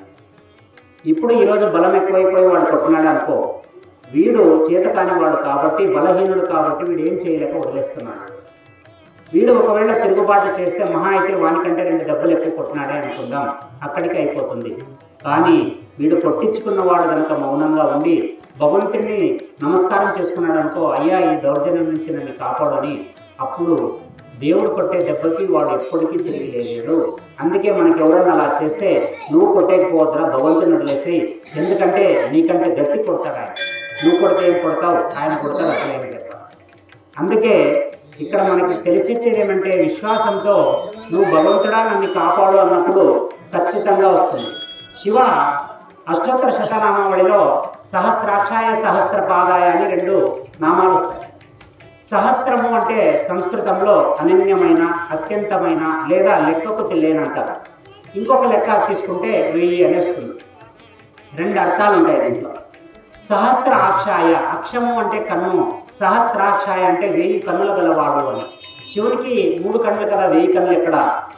శాస్త్రబద్ధంగా ఆలోచించేస్తే తాత్వికంగా అప్పుడు ఏం చేస్తారంటే, ఒక భక్తుడిని ఎప్పుడూ తీక్షణంగా ఒక భగవంతుడు అబ్జర్వ్ చేస్తూనే ఉంటాడని చెప్పడానికి సహస్రాక్షాయ అనే మాటను వాడాడు. అంటే ఆయన నీ మీద ఎప్పుడూ ఒక చూపు ఉంటుంది, నీవెప్పుడు అనుమానం పడద్దు, నా మీద దేవుడి చూపు ఉందా లేదా అనే సంశయం ఎప్పుడు పెట్టుకోవద్దు. భగవంతుడు ఎప్పుడు నిన్ను చూస్తుంటాడు, నువ్వు కేవలం భగవంతునికి భక్తితో మాత్రమే తెలవాలి. సహస్రాక్షాయ అంటే ఎప్పుడు నీ మీద కన్ను ఉండేవాడు అని అర్థం. సహస్రపాద కరెక్ట్, నీకు అన్యాయం జరుగుతూ ఉంది, ఆయన చూసినాడు, ఇప్పుడు ఏం జరగాలి? ఇప్పుడు ఆయన కాపాడాలని. కాపాడాలంటే ఆయన వేగంగా రావాలంటే సహస్రపాదాయ అంటే 1000 కాళ్ళతో వస్తున్నాడంటే ఆయనకు 1000 కాళ్ళు ఉన్నాయని కాదు, 1000 కాళ్ళు ఉంటే ఇంత వేగంగా వచ్చేవాళ్ళు అంత వేగంగా ఆయన వస్తాడు అని చెప్పడానికి ఈ సహస్రాక్షాయ సహస్రపాదాయ అని. రామకృష్ణ పరమహంస దగ్గర ఒక శిష్యుడు వచ్చి ఒకసారి అడుగుతాడు, స్వామి నేను కొన్ని సంవత్సరాలుగా నా సమస్యలు దేవునికి చెప్తానే ఉన్నాను, ఆయన వింటున్నాడో లేదో నాకు తెలియదు. మనం ఫోన్ చేస్తే అలో అంటే అవతల నుంచి అలో అంటే వినిపిస్తుంది, మనం తెలిసిపోతుంది అక్కడ ఎత్తినాడని. దేవునికి అయితే నేను చెప్పడమే కానీ ఆయన విన్నాడో లేదో నాకు ఎట్లా తెలుస్తుంది. రామకృష్ణ పరమహంస అంటారు, ఎందుకు వచ్చింది నాయన ఇన్ని సంవత్సరాల తర్వాత ఈ సంశయం ఇప్పుడు ఎందుకు వచ్చింది? ఏమో స్వామి చెప్తున్నాను, పరిష్కారం కావడం లేదు, అందుకే డౌట్ వచ్చింది అడుగుతున్నాను అని అంటాడు. అరే మూర్ఖుడా, నేను చెప్పేది జాగ్రత్తగా విను. నువ్వు నీ ఇంట్లో ఒక మూలకి ఏదో మూలకి పాకుతున్న ఒక చీమని పట్టు, చిన్న నల్ల చీమని పట్టుకొని దాని కాళ్ళకి అయ్యేంత ఎవరైనా ఒక కంసాలి దగ్గరికి తీసుకెళ్ళి దాని కాళ్ళకి గజ్జలు తయారు చేసి ఆ నల్లని చీమని తీసుకొని పోయి ఒక చీకటి వేళలో ఒక చీకటి రంధ్రం దగ్గర వదిలేసి లోపల. ఇప్పుడు దాన్ని నువ్వు పడతావా? ఎట్లా పడతాను స్వామి, నువ్వు ఆ గజ్జ ఏదైతే చేపించి పెట్టావో ఆ చీకట్లో ఆ రంధ్రంలో వదిలినావో ఆ శబ్దాన్ని కూడా స్వామి బ్రహ్మాండంగా నిలగలుగుతాడా. ఆయన శ్రావణ శక్తి అంత గొప్పది. నువ్వు మనిషి వరాలను చెప్తే ఎందుకు తినడు, అంతటి సూక్ష్మమైన శబ్దాన్ని కూడా ఆయన గ్రహించగలడు. ఏ భక్తుడు అర్థితో పిలుస్తా అంటే ఎవరైతే బాధలో ఉంటారో ఆయన ఖచ్చితంగా ఆ బాధల్ని తీర్చడానికి ఎప్పుడో ఒక చెవి నీ వైపు వేసి ఉంటాడు. నీకు కావాల్సింది ఆ చెవి నా వైపు ఉంది అనే నమ్మకం కావాలి. ఇలాగా చాలా విషయాల్లో మనకి భక్తి గురించి చెప్పుకుంటూ ఉంటారు. నవవిధ భక్తుల్లో ఒక్కొక్క స్థాయి భక్తులు, ఒక భక్తుడు పొందినట్ల మోక్షం ఇంకో భక్తుడు పొందడు. మనకి ముఖ్యంగా మరణము మోక్షం అనేవి రెండు మాటలు ఉన్నాయి. అందరూ ఎవరైనా చనిపోతే మనం ఏమంటాము, ఆయన పరమపదించారు, గౌరవంగా చెప్పాలంటే ఆయన మరణించాడు అని చెప్తాం. మళ్ళీ మరణం వచ్చేసింది, మోక్షం, మరణానికి మోక్షానికి వినడానికి సేమ్ వర్డింగ్స్ లాగా ఉంటాయి. ఆయన మోక్షం పొందినాడు, అందరికీ వాడచ్చా? లేదు, వాడకూడదు. మోక్షాన్ని ఎవరికి వాడాలా? నిజంగా మోక్షం పొందిన వాడికే వాడాలి. చనిపోయిన ప్రతివాడు మోక్షం పొందినడానికి నువ్వెట్లా చెప్తావు? మరణించడం గ్యారంటీ, మరణించిన వాళ్ళంతా మోక్షం పొందుతాడు అనేది గ్యారంటీ. మోక్షం పొందేవాళ్ళు మరణం అనే మాటకి రాదు. మళ్ళీ వీటికి వాటికి ఉండే డిఫరెన్స్ ఏంటి? మరణం అంటే దేహం నిండా కోరికలతో, మనిషికి 92 సంవత్సరాలు ఉంటాయి, ఇంకా 2 సంవత్సరాలు బతకాలనే ఆశ ఉంటుంది, ఎందుకంటే 100 అయిపోతుంది. ఇంకా మనవరాలి పెళ్ళి అయిపోయి ఉంటుంది, మనవరాలి కూతురు పెళ్లి కూడా చూడాలనుకోవడం రెండో కోరిక. తరతరాలుగా చూస్తున్నాం, 98 సంవత్సరాలు నిండిపోయినాయి, ఇంకా 2 సంవత్సరాలు బతకాల, మనవరాలి పెళ్లి కూడా చూడాలి. ఇలాగా ఈ దేహంలో దేవుడు నీకు అన్నీ ఇచ్చేసినా కూడా ఇంకొక కోరికని నువ్వు రిజర్వ్ చేసి పెట్టేసుకుంటున్నావు. భగవంతుడు ఎక్కడి వరకు ఇవ్వాలి? ఇప్పుడు నీ టార్గెట్ ₹1,00,00,000 అనుకో, దేవుడు ₹1,00,00,000 ఇచ్చేస్తే నువ్వు ఊరికే కూర్చుంటావా? ఖచ్చితంగా ఇంకో 1,00,00,000 ప్లాన్ చేస్తావు. ఇది మనిషి పోకడ అలాగే ఉంటుంది. కానీ భగవంతుడు ఒక్కసారి ఇచ్చేస్తాడని అనుకుందాం, ఆయనకి అపారమైన భక్తుడు ఉన్నాడు, ఇచ్చేసినాడు. కానీ మనిషి సంతృప్తి పడ్డాడు. ఎప్పుడైతే ఈ దేహం ఎన్నో కోరికలతో నిండి లటక్కన ఒకరోజు ప్రాణం వెళ్ళిపోయింది, వీడి కోరికల దేహంలో మిగిలిపోయినాయి. ఇప్పుడు వీడు మరణించినట్లు లేదు. ఎందుకంటే వీడి జీవితం ఎప్పటికీ శాశ్వతం కాదు. ఎందుకంటే వీడికి కోరికల చిట్ట హనుమంతుడి తోకలాగా పెరుగుతూనే ఉంటుంది. వీడికి సంతోషం లేదు. ఇలాంటి వానికి మోక్షం ఎప్పటికీ రాదు. మోక్షం అనేది చాలా గొప్ప మాట, అందరికీ వాడుతుంది. ఇప్పుడు మరణించాడు అని చెప్తామని, ఎందుకంటే ఒంటి నిండా కోరికలు పెట్టుకొని పోయినాడు కాబట్టి ఆయన మరణించాడని చెప్పాలి. మరి మోక్షం పొందేవాడు వ్యక్తి, ఇది గీతలో శ్రీకృష్ణ భగవానుడు చెప్పిన తత్వ రహస్యం. ఇది మోక్షం ఎవడు పొందుతాడంటే దేహంతో ఉండి వాడికి చేయడానికి అంత బలము ఉండి ఏ కార్యమైనా చేయగల శక్తి వాడిలో ఉండి కూడా అన్నిటి మీద వైరాగ్యాన్ని పెంచుకొని ఎవడైతే నిర్మలంగా నిస్సంగత్వంగా నిర్మలంగా ఉంటాడో, మనసులో సదా ధ్యానం చేసుకుంటూ భగవంతుణ్ణి, వాడు మోక్షం పొందుతాడు. ఎప్పుడైతే ఈ దేహంని నువ్వు ఖాళీ చేసేసుకొని కోరికలతో అంతా ఖాళీ చేసేసి దాన్ని ప్యూర్గా పెట్టేసినావు అనుకో, ఇప్పుడు నువ్వు టక్కన చచ్చిపోయినావు అనుకో, నువ్వు మోక్షం పొందుతుంది. మోక్షానికి కోరికకి అంత డిఫరెన్స్ ఉంది. మరణం అంటే ఇక్కడ కోరిక అనే ఒక మాట ఒకదాన్ని మరణంగా మారుస్తుంది, ఒకదాన్ని మోక్షంగా మారుస్తుంది.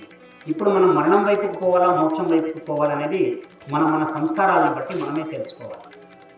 ఇప్పుడు బసవన్న గారు తమ వచనంలో ఒక మాట చెప్పినట్లు, ఒక శిష్యుడు అడుగుతాడు, ఈ ప్రపంచం మొత్తం యావత్తు సంతోషంగా ఉండాలంటే ఏం చేయాలి? ఎందుకు ఈ ఒకరికొకరు అంటే గిట్టదు, ఒక కులానికి ఇంకో కులానికి పడదు, ఆ వర్గం ఈ వర్గం పడదు, ఇలా ఎందుకు మనుషుల్లో ఇంత వైషమ్యాలు ఉన్నాయి? వీళ్ళంతా కలిసి ఉండాలంటే ఏం చేయాలో ఒక్క మాటలో చెప్పండి అంటాడు. బసవన్న నవ్వుతాడు, చాలా తాత్వికమైన ప్రశ్న వేసినావు ఆయన, దీనికి నాకు తెలిసిన జవాబు ఒకటే. ఒక వ్యక్తి నీకు ఏదైనా ఒక విషయాన్ని చేస్తే, లేదా నీకు ఏదైనా జరిగితే నువ్వు బాధపడతావు కదా, నువ్వు ఎదుటోడికి చేసేటప్పుడు కూడా అది ఆలోచన చేసి చెయ్యాలి. ఇప్పుడు ఒకరిని నేను ఒరే అని పిలుస్తున్నాను అనుకోండి, నన్ను ఎవడైనా ఒరే అంటే నాకు ఎలా ఉంటుందో అని ఒక్కసారి మనసులో ఆలోచన చేసుకొని, అరే వాడు నన్ను ఒరే అంటాడా అంటే నాకు బాధ అవుతుంది కదా అని ఎరుక మీకు వచ్చినప్పుడు ఆ ఒరే అనే మాటని ఇంకొకరికి వాడకుండా ఉండడమే లోక కళ్యాణం. ఇక్కడ మనిషి సోదర భావంతో చూడాలా, మనిషిని మనిషిగా గౌరవించాలా, ఇంకా ఈ స్థాయి గొప్పదైతే మనిషిని దైవంగా భావించాలి. ఒక మనిషిని నువ్వు దైవంగా భావిస్తున్నావంటే నీకు తెలియకుండా నీవు దేవునిలో పావుభాగం వచ్చేసుకుంటున్నావు. దేవుడు అనే ఒక స్వరూపానికి నువ్వు మోకాలెత్తి నువ్వు దేవుడు అయిపోయినట్లే లెక్క. ఎదుటి వాడిలో దైవం చూసే శక్తి నీలో వచ్చింది అంటే ఇప్పుడు దేవుడనే చూడడం లేదు, మనవాళ్ళు మనుషుల్లాగా చూస్తున్నారు. ఇక మనుషుల్ని దేవుడుగా చూసేవాళ్ళు కాదండి. ఇప్పుడు నాకు తెలిసి సమాజంలో అయితే ఉండరు, ఎక్కడైనా అడవుల్లో ఉంటే ఉండొచ్చు, మనకు తెలియదు. ఇక భార్యలు భర్తల్ని ఎప్పుడు అడిగే ఒక ప్రశ్న, నన్ను షాపింగ్ తీసుకెళ్ళండి. ఈ ఊర్లో అయితే అదృష్టవంతులే మగాళ్ళు, ఇక్కడ పెద్ద షాపింగ్ మాల్స్ ఏం లేవు కాబట్టి మహా అయితే అట్లా బజార్కి అది కూడా కష్టంగా అనుకుంటారు. అదే ఆధునిక వస్తే ఖచ్చితంగా భార్యలు అడుగుతారు, ఏమండి షాపింగ్ మాల్లో దండి ఉన్నాయి తీసుకోకూడదా, మీరే మొగోళ్ళు తిరుగుతారు, మాకు అవసరం లేదా, మాకు అవసరాలు ఉంటాయి కదా. ఉంటాయి ఖచ్చితంగా. అప్పుడు ఒక భార్య భర్తను అడుగుతుంది, ఏమండి నన్ను షాపింగ్ తీసుకెళ్ళండి. ఆయన అంటాడు, తెలివి ఉండేవాడు ఎవరు తీసుకోపోయారని నన్ను అడుగుతాడు. ఎందుకంటే అక్కడికి పోతే ఏం జరుగుతుందో అడిగి తెలిసి ఆల్రెడీ చాలా అనుభవాలు ఉంటాయి. ఆయన అంటది, అంతలే మీరైతే ఏమైనా తీసుకోవచ్చు, మేమైతే ఏం తీసుకోకూడదా, సంవత్సరానికి 2 సార్లు అయినా తీసుకోపోవా, సరే ఇదే ఉంటే ఇదే ఏడుపు రాత్రంతా ఉంటుందిరా బాబు, మళ్ళీ భరించలేము అంటుంది. అయినా ఏం అంత హక్కులాగా అడుగుతారు, ఏం తీసుకోకపోతే ఏమవుతుంది. చూడండి, నేను ఒక ప్రశ్న అడుగుతాను, దానికి సమాధానం చెప్పండి, దాంట్లో నాది న్యాయం లేదనుకుంటే నేను అడగను ఇంకొకసారి షాపింగ్. ఇదేదో మంచి ఆఫర్ ఉందనుకుంటాడు ఆయన, సరే అడుగు ఏమడుగుతాడు. ఒక 10 ఏళ్ల కింద మనకి డబ్బులు వచ్చినాయి, ఒక ఆస్తి మీద డబ్బులు వస్తే నువ్వు ఒక అండర్స్టాండింగ్ మీద ఒక పని చేసినాం. ఏం చేసినాం చెప్పండి. మొబైల్కి 120 పంచాయతీలు ఏడబడుతుంటాయి, ఏమో చెప్పు నువ్వే. 4 లక్షలు. ఇప్పుడు గుర్తొచ్చింది, నీకు 4 లక్షలు ఇచ్చినాను, నేను 4 లక్షలు తీసుకున్నాను, రైట్. నువ్వు 4 లక్షలతో ఏం చేసినావు అని అడుగుతుంది బాగా. ఆయన అంటాడు, అప్పటికి ట్రెండింగ్ ఉండింది, నాకు ఇష్టమైన ఒక కారు తీసుకున్నాను. ఓకే, నేనేం చేసినాను తెలుసా, ఏం చేసినావు, నేను నగలు తెచ్చుకున్నాను, రైట్, మంచిది. ఇప్పుడు షాపింగ్ పోదాం రెడీ అని మళ్ళీ అదే కూత పుస్తకం అనమాట. అంటే అదే కదండి. ఇప్పుడు నేను చెప్తాను చూడు, నువ్వు 4 ఏళ్ళ అంటే దాదాపుగా 8 సంవత్సరాల కింద 4 లక్షలు నువ్వు తీసుకున్నావు, 4 లక్షలు నేను తీసుకున్నాను. నేను బంగారంలో ఇన్వెస్ట్ చేసినాను, కారులో ఇన్వెస్ట్ చేసినాను. ఈరోజు ఎవరు తెలివైన వాళ్ళని నిరూపిస్తాము, నీ కారు నమ్మకానికి పెట్టి ఎంత పోతుంది. వాడంటాడు, ఇప్పుడు 80,000 కడుగుతున్నారు, మనం అడిగినా అంటాడు, ఇదే నా బంగారం ఇప్పుడు ఎంత పోతుంది తెలుసా అంటాడు. అప్పుడు అంటాడు, బంగారం తీవ్రంగా పెరిగిపోయి ఉంటుంది, వాళ్ళు 4 లక్షలు కొనింటే 13 లక్షలకి అయింది బంగారం. అప్పుడు అంటుంది, ఇప్పుడు నేను షాపింగ్ పోయేది మంచిదా కాదా అంటాడు. వాడు ఏం చేసుకోడు, హ్యాంగర్లో నుంచి షర్ట్ తీసుకొని భార్యని షాపింగ్ తీసుకెళ్ళి. దీని నుంచి తెలిసేది ఏంటంటే ఎప్పుడు మగవాళ్ళ కంటే ఆడవాళ్ళు చాలా తెలివైన మగాడని అనిపించుకోవాలంటే భార్య ఏం చేసినా నవ్వుకుంటూ ఉండాలి. ఇలాగా ఒకసారి ఒక భార్య భర్త నిరంతరం కొట్లాడుకుంటుంటారు పాపం. అది ఏమో కానీ ఒక్కొక్కరికి పడదు. ఆయన ఏదో అంటే ఈమెకు ఒకలాగా అనిపిస్తుంది, ఈమె ఏదో అంటే ఆయనకు ఒకలాగా అనిపిస్తుంది. ఇద్దరు బాగా కొట్లాడుతూ ఉంటారు, వాళ్ళకి ఒక ఫ్యాషన్ లాగా మారిపోయింది. ఒకసారి వీడి బాధ తట్టుకోలేక ఒకసారి పోయి ఒక దగ్గర కూర్చొని ఏదో నదీ ప్రవాహాన్ని చూసుకుంటూ ఏదో లోకంలో దౌడకి చేపెట్టుకొని కూర్చొని ఉంటాడు. వీడి ఫ్రెండ్ ఒకడు వస్తాడు, వచ్చి చూస్తాడు, ఇది మనోడు ఉన్నట్లున్నాడు, ఏమి ఇక్కడ కూర్చున్నాడు కదా అని ఇట్లా ఇంట్లో నుంచి ఒక 2 రౌండ్లు చుట్టూ వేసి చూస్తాడు. ఆ వీడే, ఏ భయ ఏమి ఇక్కడ కూర్చున్నావు, ఏం చేస్తావు, సంసారం ఏం చేస్తావు, ఇది మన మాట వినలేదు, ఏం లేదు, తలక వాచిపోయింది మాట. అవునరా అందుకేమి ఇక్కడ, నేను లేదు, ఫస్ట్ భార్య కోట అయిపోయింది, ఇప్పుడు 2వ భార్య దగ్గరికి పోవాలా, వాళ్ళు పంచుకున్నారండి అంటారు. వానికి ఆశ్చర్యం వేసి కూడా ఉండే ఒక్క భార్యనే మెయింటైన్ చేయలేకపోతున్నాము, నువ్వు 2 భార్యలకి ఎంత బాగున్నావు కదా, నువ్వు ప్రాణం నేనంటే ప్రాణం ఇస్తారు తెలుసా వాళ్ళ దగ్గర. అవునా నిజంగా, ఇంతకు ఏం చేస్తున్నారా, నువ్వు 2ని బాగా మెయింటైన్ చేస్తున్నావు, నేను ఒకరిదిగే రోజు కొట్లాడుతున్నాం కదా. అరే మూర్ఖుడా, మన మొగోళ్ళలో చాలా మందికి ఏం తెలివితేటలు ఏమంటే వాళ్ళు ఏమైనా చేయని మెచ్చుకోవాలరా, మీరు మెచ్చుకోరు, అదే వచ్చే సమస్య. అవునరా, ఈ లాజిక్ నాకు అర్థం కాలేదు. ఇప్పుడేమైంది, ఇంటికి పో, నేను చెప్తున్నాను కదా అనుభవంతో, నువ్వు ఫిక్స్ అయిపోతాయి, రేజు నీ ప్రాబ్లం జీవనం అన్నీ ఎగిరిపోతాయి, నేను చెప్పినట్టు. ఏమైనా చేయి నీ భార్య, నువ్వు సూపర్ అని చెప్పు. వానికి ఇదేదో కొత్తగా అనిపిస్తుంది, అప్పటి వరకు తిట్టేవానికి ఇదేదో కొత్తగా అనిపిస్తుంది. సరే ఇదే మాట వాడిలాగా మనం కూడా చేద్దామని చెప్పేసి చక్కగా ఇంటికి పోతాడు. ఇంటికి పోయిన తర్వాత భార్య అడుగుతుంది. లోపలికి పోతానే వీడు మెంటలోనే పాపం భార్యకు తెలుసు కదా, టక్కని తెచ్చి ఒక గ్లాస్ నీళ్ళు పెడతాడు. వాడు నీళ్లు పెట్టిన భార్యను చూసి కవ్వింపుగా అంటాడు, బంగారం నువ్వు సూపర్ అంటాడు అన్నమాట.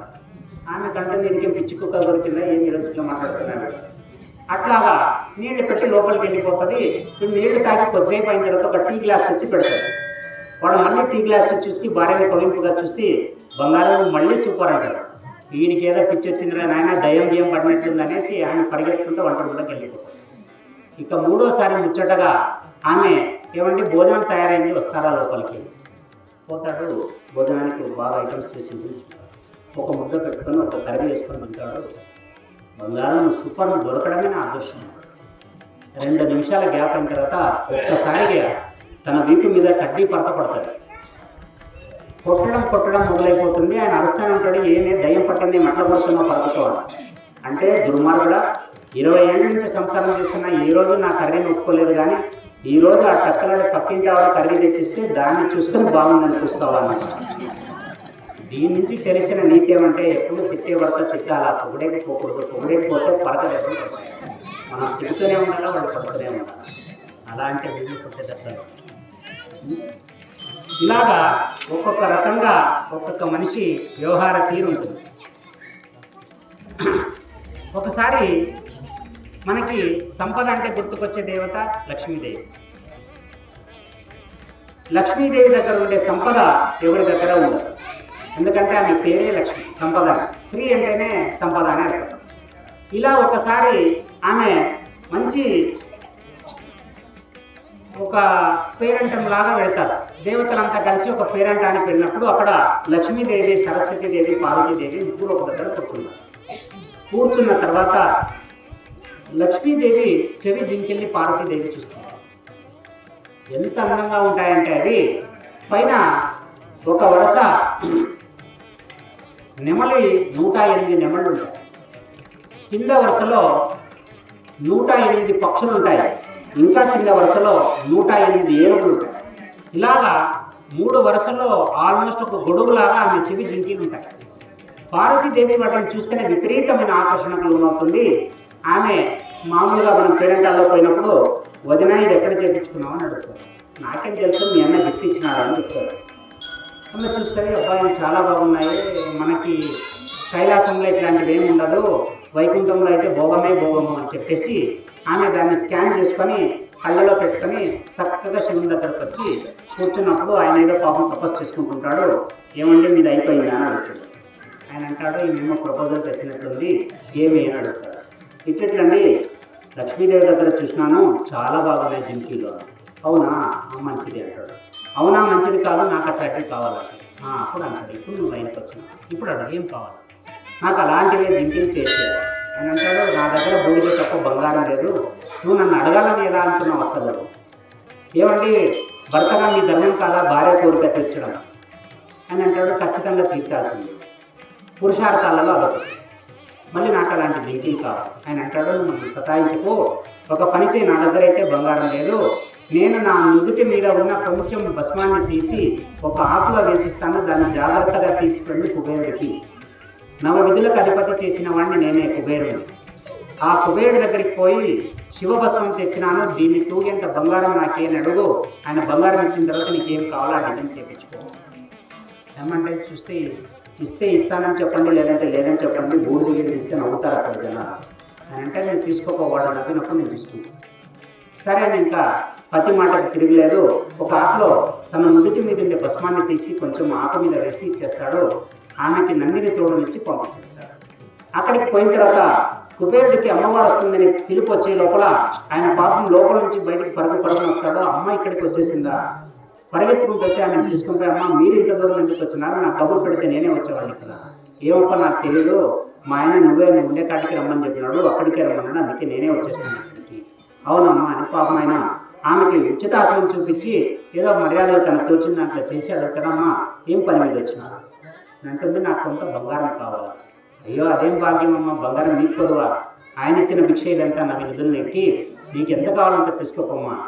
అదే అప్ప చిక్కుండేదారా, మేము కూడా ఎంత అని అడిగితే ఆయన ఒప్పుకోలేదు, కేవలం తన భస్మం ఎంత తూగుతుందో అంతే భస్మం బంగారం వేయాలంట. అంటే కుబేరుడు అంటాడమ్మా, ఇదేం మా పిల్లాట అయిపోయింది, ఇది ఇంత భస్మానికి ఏం బంగారం తూగుతున్నాను, ఎంత వస్తుంది, దాంట్లో ఏం జింకీలు అవుతాయి. ఆయన అంటాడు, అదంతా నాకు తెలియదయ్యా బాబు, ఆయన అట్లే చెప్పినాడు, అట్లే వినాలా, లేదంటే మళ్ళీ ఇంకొక రకంగా ఆయన రియాక్ట్ అవుతాడు. సరే అమ్మా, ఇంకా మీ ఆజ్ఞ ఎలా ఉంటే అలా జరిగినని చెప్పేసి ఒక తులం తక్కడిని తెప్పించి ఆకుని దాంట్లో పెట్టేసి ఆ తక్కడిని తూకం చేసి ఒక చిన్న బంగారు ముక్కను వేస్తాడు. తూవదు. అలా కొద్ది కొద్దిగా వేస్తూ పోతాడు. కానీ తక్కెళ్ళు మారుతాయి, కానీ ఆ ఆకులు వేయదు అసలు. యా స్థాయికి వచ్చేస్తుందంటే ఒకే ఒక్కసారి కుబేరుడు వీళ్ళని ఇంటి ఓపెనింగ్ అని పిలిచినప్పుడు వ్యంగ్యంగా శంకరుని కూడా పిలిచింటాడు. స్వామి, ఇలాంటి భవంతిని నువ్వు ఎప్పుడు చూసిండవు, అలాంటి భవంతి నిర్మాణం జరిగింది, నువ్వు రావాలా అని చెప్పింటాడు. అప్పుడు భగవంతుడు మనసులో ఒక మాట అంటున్నాడు, ఒరే నీకు నవనిధులు ఇచ్చినారా, నీకైతే తలకాయలో అహంకారం వచ్చేసింది, దీన్ని విడిపించే కార్యక్రమం చేస్తానని ఆయన మనసులో సంకల్పం చేసుకొని ఇక్కడ పార్వతీదేవి కథకి దాన్ని జాయింట్ చేస్తూ ఆమెకు బంగారం కోసం ఇచ్చి పంపిస్తాడు. ఆయనకి ఆకు పైకి లేదు, ఆ తక్కడలు ఎట్లా ఉండేది అట్లే ఉంటుంది, బంగారం వేస్తానే ఉంటాడు. కాదు, లాస్ట్కి ఆయన మొలకి కట్టుకున్న బంగారు మొలతాడు కూడా తీసి తక్కెడలో వేస్తాడు. అయినప్పుడు ఆకుపడదు. కుబేరుడికి అర్థమైపోతుంది, అయ్యా నేను ఎటకారం చేసి ఇచ్చినాను స్వామి దగ్గర, ఈయన దానికే కారణం చేసినానని. ఇట్లా కాదని ఆయన అమ్మవారిని అక్కడే కూర్చున్నాను కాయ నమస్కారం చేసి, అమ్మ 10 నిమిషాలు ఇక్కడే కూర్చొని నేను వెళ్ళొస్తానని చెప్పేసి చక్కగా కైలాసానికి వచ్చేస్తాడు. పుష్పక విమానం వచ్చి శంకరుడి కాళ్ళు గట్టిగా పట్టేసుకుంటాడు. స్వామి నన్ను క్షమించు, నా తప్పు అర్థమైపోయింది. ఆయన అంటాడు, నేనేం చేసినాను? అమ్మ, నువ్వు అన్నీ చేసింది నువ్వే, నాకు తెలుసు. నువ్వు ఎప్పుడో నేను వెటకారం చేసినానని ఇప్పుడు నువ్వు చెప్తున్నావు. నువ్వు వినట్లంటే నా బంగారం వింగానం అన్నీ పోయి మళ్ళీ నేను దరిద్రంలోకి వచ్చేస్తా స్వామి, నన్ను క్షమించు. అప్పుడు అంటాడు, నువ్వు వెళ్ళిపో, నీ నవనిధులు ఎక్కడికి పోవో నీకే ఉంటాయని వెళ్ళిపో. అక్కడికి పోయిన తర్వాత అప్పుడు కుబేరుడు అంటాడు, అమ్మా, నేను నా తప్పు తెలిసేసుకున్నాను, పోయి నేను కాళ్ళ మీద పడి క్షమాపణ అడిగి వచ్చినాను. స్వామి కూడా ఏం ఊరికే పంపిలేని, నీకు కూడా ఏదో చెప్పాలని ఇదంతా చేసినట్టున్నాడు, నువ్వు కూడా వెళ్ళిపోమా. నువ్వు చూసినావు కదా, ఆకులో ఉండే భస్మానికి తూకానికి మొత్తం ఉండే బంగారంతో ఊడ్చి నా మొలతాడుతో సహా వేసినానికి కదలడం లేదు. దీని నుంచి తాత్వికంగా ఇంకోటి ఉంది, నువ్వు వెళ్ళి స్వామివారిని కలవు. అప్పుడు పార్వతీదేవికి స్పృహ వస్తుంది. అరే, సంపద మనం ఎవరు ముందు ఎక్కడ దగ్గర ఉన్నాం, మనం శివుడి దగ్గర ఉన్నాం. శివుడు అంటే వైరాగ్యం అంటే అన్నీ ఉన్నా అనుభవించుకోకుండా ఉండడం, అసలు ఏదీ లేకపోయినా సంతోషపడడమే వైరాగ్యం. ఇలాంటి వైరాగ్యపతికి నేను ఉండి ఇలాంటి కోరిక నాకు ఎందుకు పుట్టింది అని చెప్పేసి ఆమె మళ్ళీ కైలాసానికి వచ్చి శివార్థాన్ని గ్రహించి శివుని కాళ్ళకు పడి క్షమాపణ కోరుతుంది. స్వామి, నేను తప్పుడు కోరికను కోరినా, నేను తప్పుడు కోరను. ఎందుకంటే శివుడి పక్కన ఉండే వాళ్ళకి వైరాగ్యం ఉంటుందని చెప్పడానికి ఈ కథ మనం ఉపయోగిస్తుంటాం. వైరాగ్యం అనేది ఏమి? వైరాగ్యం అంటే ఉండి అనుభవించుకోకుండా ఉండడం. ఇప్పుడు simple living is best living అని ఇంగ్లీష్లో ఒక మాట.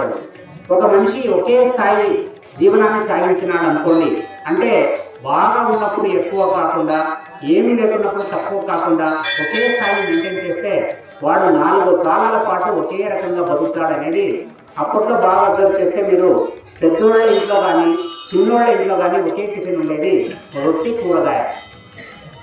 ఇప్పుడు చూడండి, ఒక్కొక్కరి ఇంట్లో అడగండి, ఒక్కొక్క రకమైన టిఫిన్ ఉంటుంది. ఒకరు నూడిల్స్ అంటారు, ఒకరు చపాతీ అంటారు, ఒకరు పూరి అంటారు, ఒకరు ఇడ్లీ అంటారు, ఒకరు వడ అంటారు. ఇవేవి ఆరోగ్యానికి మంచిది కాదు. అప్పుడు వాళ్ళు పెద్ద పెద్ద సౌకర్యాలైన లేదా పేదరికంతో కూలి పనిపోయేవాళ్ళని అందరూ జొన్న రొట్టెలకు కాల్చుకొని తినిపోయేవాళ్ళు. వాళ్ళు అందుకే అంత ఆరోగ్యంగా ఉండేవాళ్ళు. ఇలాగా స్థాయిని నువ్వు కరెక్ట్గా సెట్ చేసుకొని అదే స్థాయిలో నువ్వు వెళ్తా ఉన్నావంటే నీ జీవితంలో హెచ్చు తగ్గులు వచ్చినా నీ మీద ఏమాత్రం ప్రభావం ఉండదు. నువ్వు ఎలా బతికావో అలాగే బతుకుతూనే ఉంటావు. అందుకే ఎక్కువగా ఉన్నప్పుడు ఎక్కువగా పోకూడదు, తక్కువైనప్పుడు బాధపడకూడదు. ఎప్పుడు ఒక రకంగా ఉంటే దాన్ని యోగితత్వం అంటారు. అంటే సంతోషపడక బాధపడక మధ్యలో ఎవడైతే ఉంటాడో వాడు యోగిగా శాస్త్రం చెప్తుంది. దీనివల్ల యోగితత్వం వల్ల ఏమొస్తుందంటే జ్ఞానం వచ్చిన వాడు మాత్రమే యోగిగా ఉండగలుగుతాడు.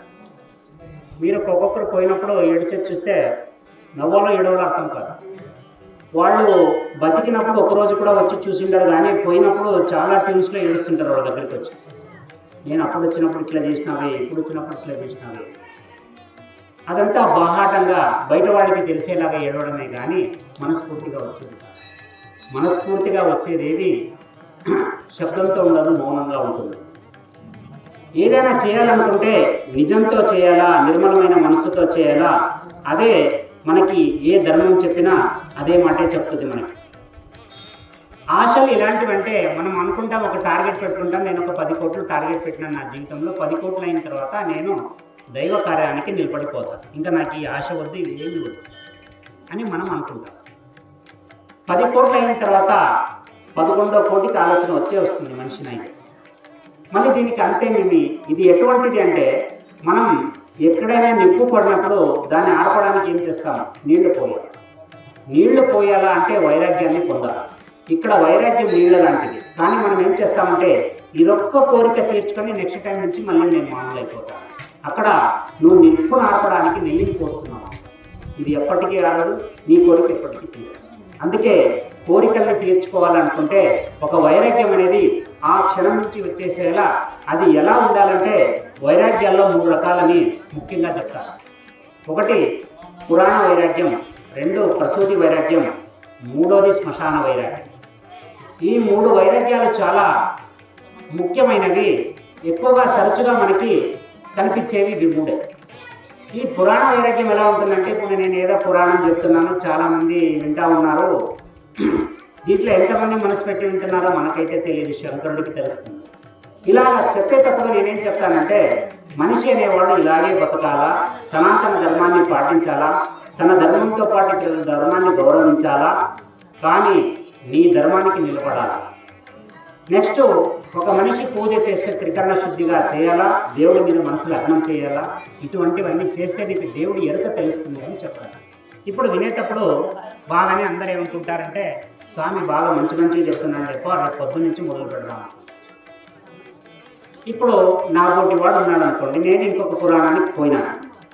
పురాణాలు మామూలుగా అయితే సిటీలో అయితే 10:30కి స్టార్ట్ అవుతాయి. 10:30కి అందరూ భోజనాలు గిజనాలు చేసిన తర్వాత అప్పుడు స్టార్ట్ అయితే ఆ 1 గంటకు 1:30కు క్లోజ్ చేస్తారు. ఇలాగా ఒకసారి నాలాంటి వాడు ఒక పురాణానికి పోయినాడు అనుకుందాం. అక్కడ 10:30కి స్టార్ట్ అవుతుంది, వాళ్ళ ఇంట్రడక్షన్ పార్ట్ అంతా అయిపోయి 1 గంటకి ముగుస్తుంది. ఆ పురాణంలో ఆయన ఏం చెప్తాడంటే, ఒరే నాయన, నువ్వు జంగముడిగా పుట్టినవాడా, జంగముడిగా పుట్టినవాడు కనీసం 3 పూటలు కాకపోయినా 2 పూటలు పూజ చేసుకోవాలా, పొద్దున ఒకసారి సాయంత్రం ఒకసారి, వాడు నిజమైన జంగమలింగుడురా అని చెప్తారు. మనం ఏమనుకుంటాం, అవును ఇప్పటి వరకు ఒకేసారి చేసుకుంటున్నాము, ఇంకా రేపటి నుంచి కాసుకో, పొద్దున్నే 5:30కి లేస్తా, 2 సార్లు పూజ చేస్తా, నాకు చెప్పిన స్వామికి దిమ్మ తిరగాలి, అట్లా ఉంటాను నేనని మనసులో అనుకొని రాత్రి 1:30కి వస్తాం పురాణం నుంచి. వచ్చిన తర్వాత వాకిలి కొడతాం. పాపం భార్య నిద్రలో ఉంటుంది, ఏదో తిట్టుకుంటూ వచ్చి వాకిలి తీస్తుంది. తీసిన తర్వాత భార్యకి ఫస్ట్ ఆర్డర్ ఏమి ఇస్తాడంటే, పొద్దునే నన్ను 4:30 లేకపోతాడు. ఎందుకండి ఎప్పుడు ఆ 7 గంటలకి 8 గంటలకి పందిలాగా వేస్తున్నారు, మీరెందుకు ఇప్పుడు అంత అర్లీగా లేస్తారు అంటాడు. నేను పురాణంలో విన్నాను, ఆయన చాలా గొప్ప విషయాలు చెప్తున్నాడు, నాకు ఇప్పుడు అర్థమైపోయింది నేను ఎలా ఉండాలనేది, ఇంకా రేపటి నుంచి చూసుకున్నా దెబ్బ ఆయన అంటాడు. సరే నేను అనుకుంటాను వీడికి ఏదో పైత్యం వచ్చినట్టుందని, సరేలేండి పొద్దునే లేపుతాను. ఎన్ని గంటలకు అన్నారు అంటాడు. మళ్ళీ అడుగుతున్నాను, చెప్పలేదా 4:30కి, రైట్ 4:30కి లేపుతాను అని. వీడు లేదంటే వీడు పెళ్ళాం అలారం పెట్టుకోవాలి. అప్పుడు పాపం భార్య 4:30కి లేచి వీడిని లేపుతుంది. ఒరే లేరా లేరా. వాడు అంటాడు, రాత్రి పురాణానికి వచ్చింది 1:30కి వచ్చినాను, నన్ను ఎందుకు సతాయిస్తాడు, 1 గంట పనుకొని. సరే 4:30 నుంచి 5:30కి వస్తుంది. మళ్ళీ ఒకసారి లేపుతుంది, ఎందుకంటే నేను వెంటలోడు చేసిన తర్వాత కొట్లాడతాడని భయం. మళ్ళీ అడుగుతుంది, అడిగితే మళ్ళీ చెప్తాడు 5:30 అయింది కదా, ఇంకొక గంట మామూలు లేస్తాను ఏం కాదు, రైట్. వాడు మళ్ళీ యథాలాపంగా రోజు ఎన్ని గంటలకు లేస్తాడో అన్ని గంటలకే లేస్తాడు. ఇప్పుడు ఈ వైరాగ్యం ఏమంటారంటే పురాణ వైరాగ్యం అంటారు. ఇది పురాణం విన్నంతసేపు మాత్రమే ఉంటుంది. పురాణం నుంచి బయటకు పోయి బాగా భోజేసి నులక మంచం వేసుకొని బయట పడుకుంటే మళ్ళీ అయిపోయింది. ఆ స్వామి పోయా, స్వామి చెప్పినవి పోయా అన్నీ వెళ్ళిపోతాయి. ఇక రెండోది ప్రసూతి వైరాగ్యం. ఇది చాలా ముఖ్యమైనది ఆడవాళ్ళకి. వాళ్ళు పాపం పెళ్ళైన తర్వాత 9 మాసాలు మూసి ఒకసారి డెలివరీ టైం వచ్చినప్పుడు చాలా ఇబ్బందులు పడతారు. ఆల్మోస్ట్ వాళ్ళు ఇంకొక జీవితం తీసుకున్నట్లే, ఇంకొక జన్మ పొందినట్టు, మరణాన్ని దాటుకొని ఒక బిడ్డకి జన్మనిస్తారు ఆడవాళ్ళు. ఇలాగ ఒకసారి డెలివరీకి పోయినప్పుడు ఏమవుతుందంటే, ఆమె తీవ్రమైన నొప్పులు పడుతూ ఉంటుంది. పక్కన వాళ్ళు ఓర్చుకోమా అని చెప్తూ ఉంటారు. ఆమెకు ఆ నొప్పి తట్టుకోలేక చాలా బాధపడిపోతుంది. ఇలా ఆ బాధల నుంచి ఆమెకు అనిపిస్తుంది, అబ్బా ఈ పెళ్ళి వద్దు, ఈ సంసారం వద్దు, ఈ నొప్పి వద్దు, వద్దే వద్దు, అబ్బా పెళ్ళే వద్దు. అప్పుడు నర్సు గిస్సులు మామూలు ఎటకారం మాట్లాడుతుంటారా, ఇవన్నీ చాలమ్మా, విని చాలైపోయింది, మామూలుగా ఒక అర్ధగంట ఓర్చుకు అయిపోతుంది. ఆమె తిట్టుకుంటుంది, వద్దురా సంసారం ఆయన వద్దంటే పెళ్లి చేశా, మా అమ్మ వద్దంటే పెళ్లి చేశా, అప్పుడు అన్నీ గుర్తుకొస్తాయి. అయిపోతుంది, అటు ఇటు అయిపోయి దేవుడి అనుగ్రహం వల్ల మంచి 12 బిడ్డని కంటుంది, డెలివరీ అయిపోతుంది. బంధువులు పొడవని వస్తారు చూసే. వచ్చిన తర్వాత ఆడపిల్ల పుట్టింటుంది.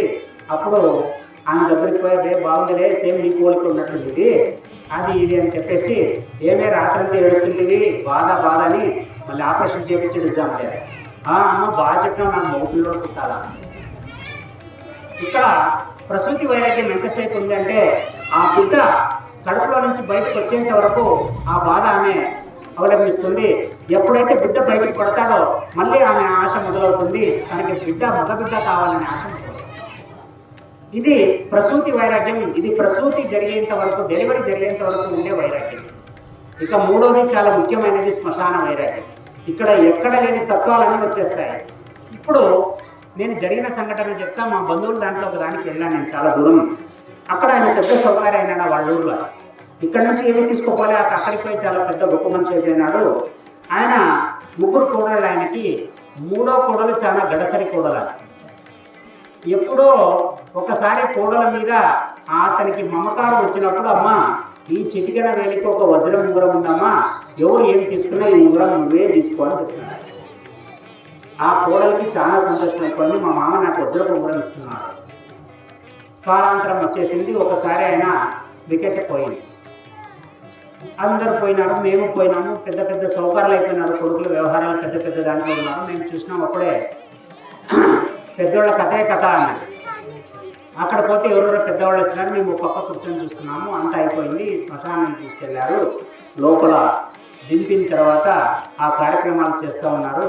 అంతా ఒంటి మీద ఉండే లింగాన్ని, మా జీవితంలో మా జన్మ వాళ్ళకు ఉండే ఒకే ఒక బోనస్ ఏమంటే, జీవితంలో మన వెంట ఏది రాదు, కేవలం ఈ 2 తొడుగు కూడా రాదు. ఈ 2 తొడుగులో ఉండే ఒక లింగం మాత్రం మనతో పాటు వస్తుంది. ఈ ఎడం చేతిలో పెట్టి బాగా గూళ్ళో పెట్టి తొక్కి పెట్టి లోపలికి వేసి ఇట్లా మూవ్ చేసి ఒక తడక పెట్టేస్తారు. మన ఏం అల్లాడట్లేదండి. ఈ లింగం ఏదైతే ఉంటుందో ఈ లింగం మాత్రమే నీ వెంట వస్తుంది, ఇంకా జీవితంలో ఏది ఉంటుంది. అలాగా ఆ పెద్ద సౌకర్యాన్ని లోపల పెట్టిన తర్వాత ఆయన అన్ని లింగం అన్నీ తీసేస్తారు. అక్కడ ఆ మట్టతాయి అన్నీ తీసేసి ఒకటి ఇచ్చుకుంటూ చేసినాడు. అన్నీ ఇచ్చేసినాడు. చివరిగా మిగిలింది ఏదంటే ఈ వజ్రం ఉంగరం మిగిలిపోయింది. దాంట్లో వజ్రం అంటే ఒక తుంట ఉంది, ఉంగరం ఇంత చిన్నది ఉంది. ఆయన మనిషి లావైపోయినాడు, ఇరుక్కుపోయింది.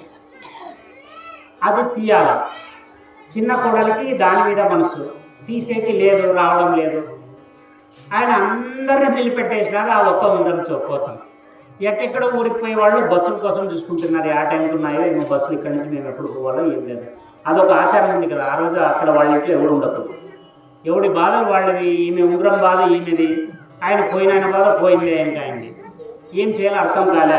మట్టిపోయిన అడిగితే ఏమయ్యా నువ్వేం చేసేవాడా కాదా అని పక్కన ఎవరో దూరం నుంచి వచ్చినాడు అడిగితే ఏం చేయాలి, ఉంగరం రావడం లేదా, ఆయన ఉంగరం విడిచడం లేదు. అప్పుడు గట్టిగా అంటే అది ఉంగరం వచ్చేంత వరకు ఆయన ఎక్స్పెక్టర్ తప్ప ఏమైనా చేసి ఉంగరంకి మేము కొంచెం అవతల తిరుగుతాము. ఆయన బాగా దమ్ముల్లా కాలు పెట్టి జాడిచి అట్లా ఇట్లా చేసి ఉంగరం చేసింది. ఆ ఉంగరం వస్తే కోడలు ఎంత సంతోషం పడిందో, చుట్టూ ఉండే బంధువులు అంత సంతోషపడ్డారు. ఊరికి లేదంటే ఉంగరము రాదు, మేము ఇదే ఉండాలి. అట్లాగా నా తోటి వాళ్ళు ఎవరు పోయింటాం చూస్తాం కదా. అక్కడ ఏం రా ఇంత సంపాదించి ఇంత పెద్ద సంస్థాపన చేసి ఇంత పెద్ద సంస్థలు పెట్టి లాస్ట్కి పోయేటప్పుడు చిటికెన్ వేలుకుంటే ఒక ఉంగరం కూడా మూసుకోలేకపోయినాడు. ఈ ముసుకొని ఏం సంపాదించినట్ల జీవితంలో. చాలా గంభీరమైన విషయం. ఆలోచన చేస్తే నిజంగా తాత్వికంగా ఏమి తీసుకుంటాం, కానీ మనిషికి ఆశ పెద్దది. ఇంకా ఏదో చేసేయాలి అనుకున్నాం. మనకెప్పుడు ఎక్కడ లేని ఒక వైరాగ్యం వచ్చేసింది. జీవితంలో ఇంతగా ఎవరికి చేసినా లాస్ట్కి గుంతలో పోయేటప్పుడు ఒక రూపాయి తీసుకుపోవడం ఎందుకు ఆశపడేది అనుకున్నామా. బయటకు వస్తాం. బయటకు వచ్చిన తర్వాత పక్కన ఉంటూ నా తత్వం నాకు ఉండాలి కదా, ఆ నా తత్వం వినేవాడు ఒకటి ఉండాలి. ఎవరో ఒకరిని జత చేసుకొని నా కష్టమంతా వానికి చెప్పుకుంటా, చూడపా ముసలోడు అంత పెద్దగా ఉండే సంపాదించా, ఏం తీసుకొని పోయా అంటే అతను ఏం చేస్తాడు పాపం, ఈయన చెప్తున్నాడు కదా అవునులే స్వామి కరెక్ట్ చెప్తుంది, మీరు చెప్పింది కరెక్ట్. చివరిగా ఒక దగ్గరికి శ్మశానం నుంచి బయటకు వచ్చిన తర్వాత మన ఊళ్ళోకి మనం పోవాలి కదా, అప్పుడు ఆటో వాడిని పిలుస్తాం, బాబు బస్ స్టాండ్కి వెళ్తీయాలా? వాడు అంటాడు సార్ 100 రూపాయలు ఇవ్వండి ఇక్కడ నుంచి. ఎందుకు వచ్చేటప్పుడు మేము 60కే వచ్చినాము సార్, ఇప్పుడు నాకు ఎవరు దొరకాలి సార్, నాకు 100 రూపాయలు. లాస్ట్కి అక్కడ వరకు మనం శ్మశానంలో ఉన్నంతసేపు ఏం ఆలోచన చేసినాము, ఏం మిగిలించినా జీవితంలో ఏమీ మిగిలాలని అనుకున్నా నేను మళ్ళీ రోడ్డుకు వచ్చి ఆటో మాట్లాడే లోపల మళ్ళీ 20 రూపాయలు కన్సెషన్ అవుతున్నాను. అంటే ఈ శ్మశాన వైరాగ్యం ఎటువంటిదంటే ఇది కూడా అలాగ వస్తుంది, అలాగే వెళ్ళిపోతుంది. కానీ నిజ వైరాగ్యం అనేది ఒక్కసారి వస్తుంది జీవితంలో. ఈ నిజ వైరాగ్యం గురించి ఒక విషయం చెప్తారు, దయచేసి ఎవరైనా టైం చెప్తారా?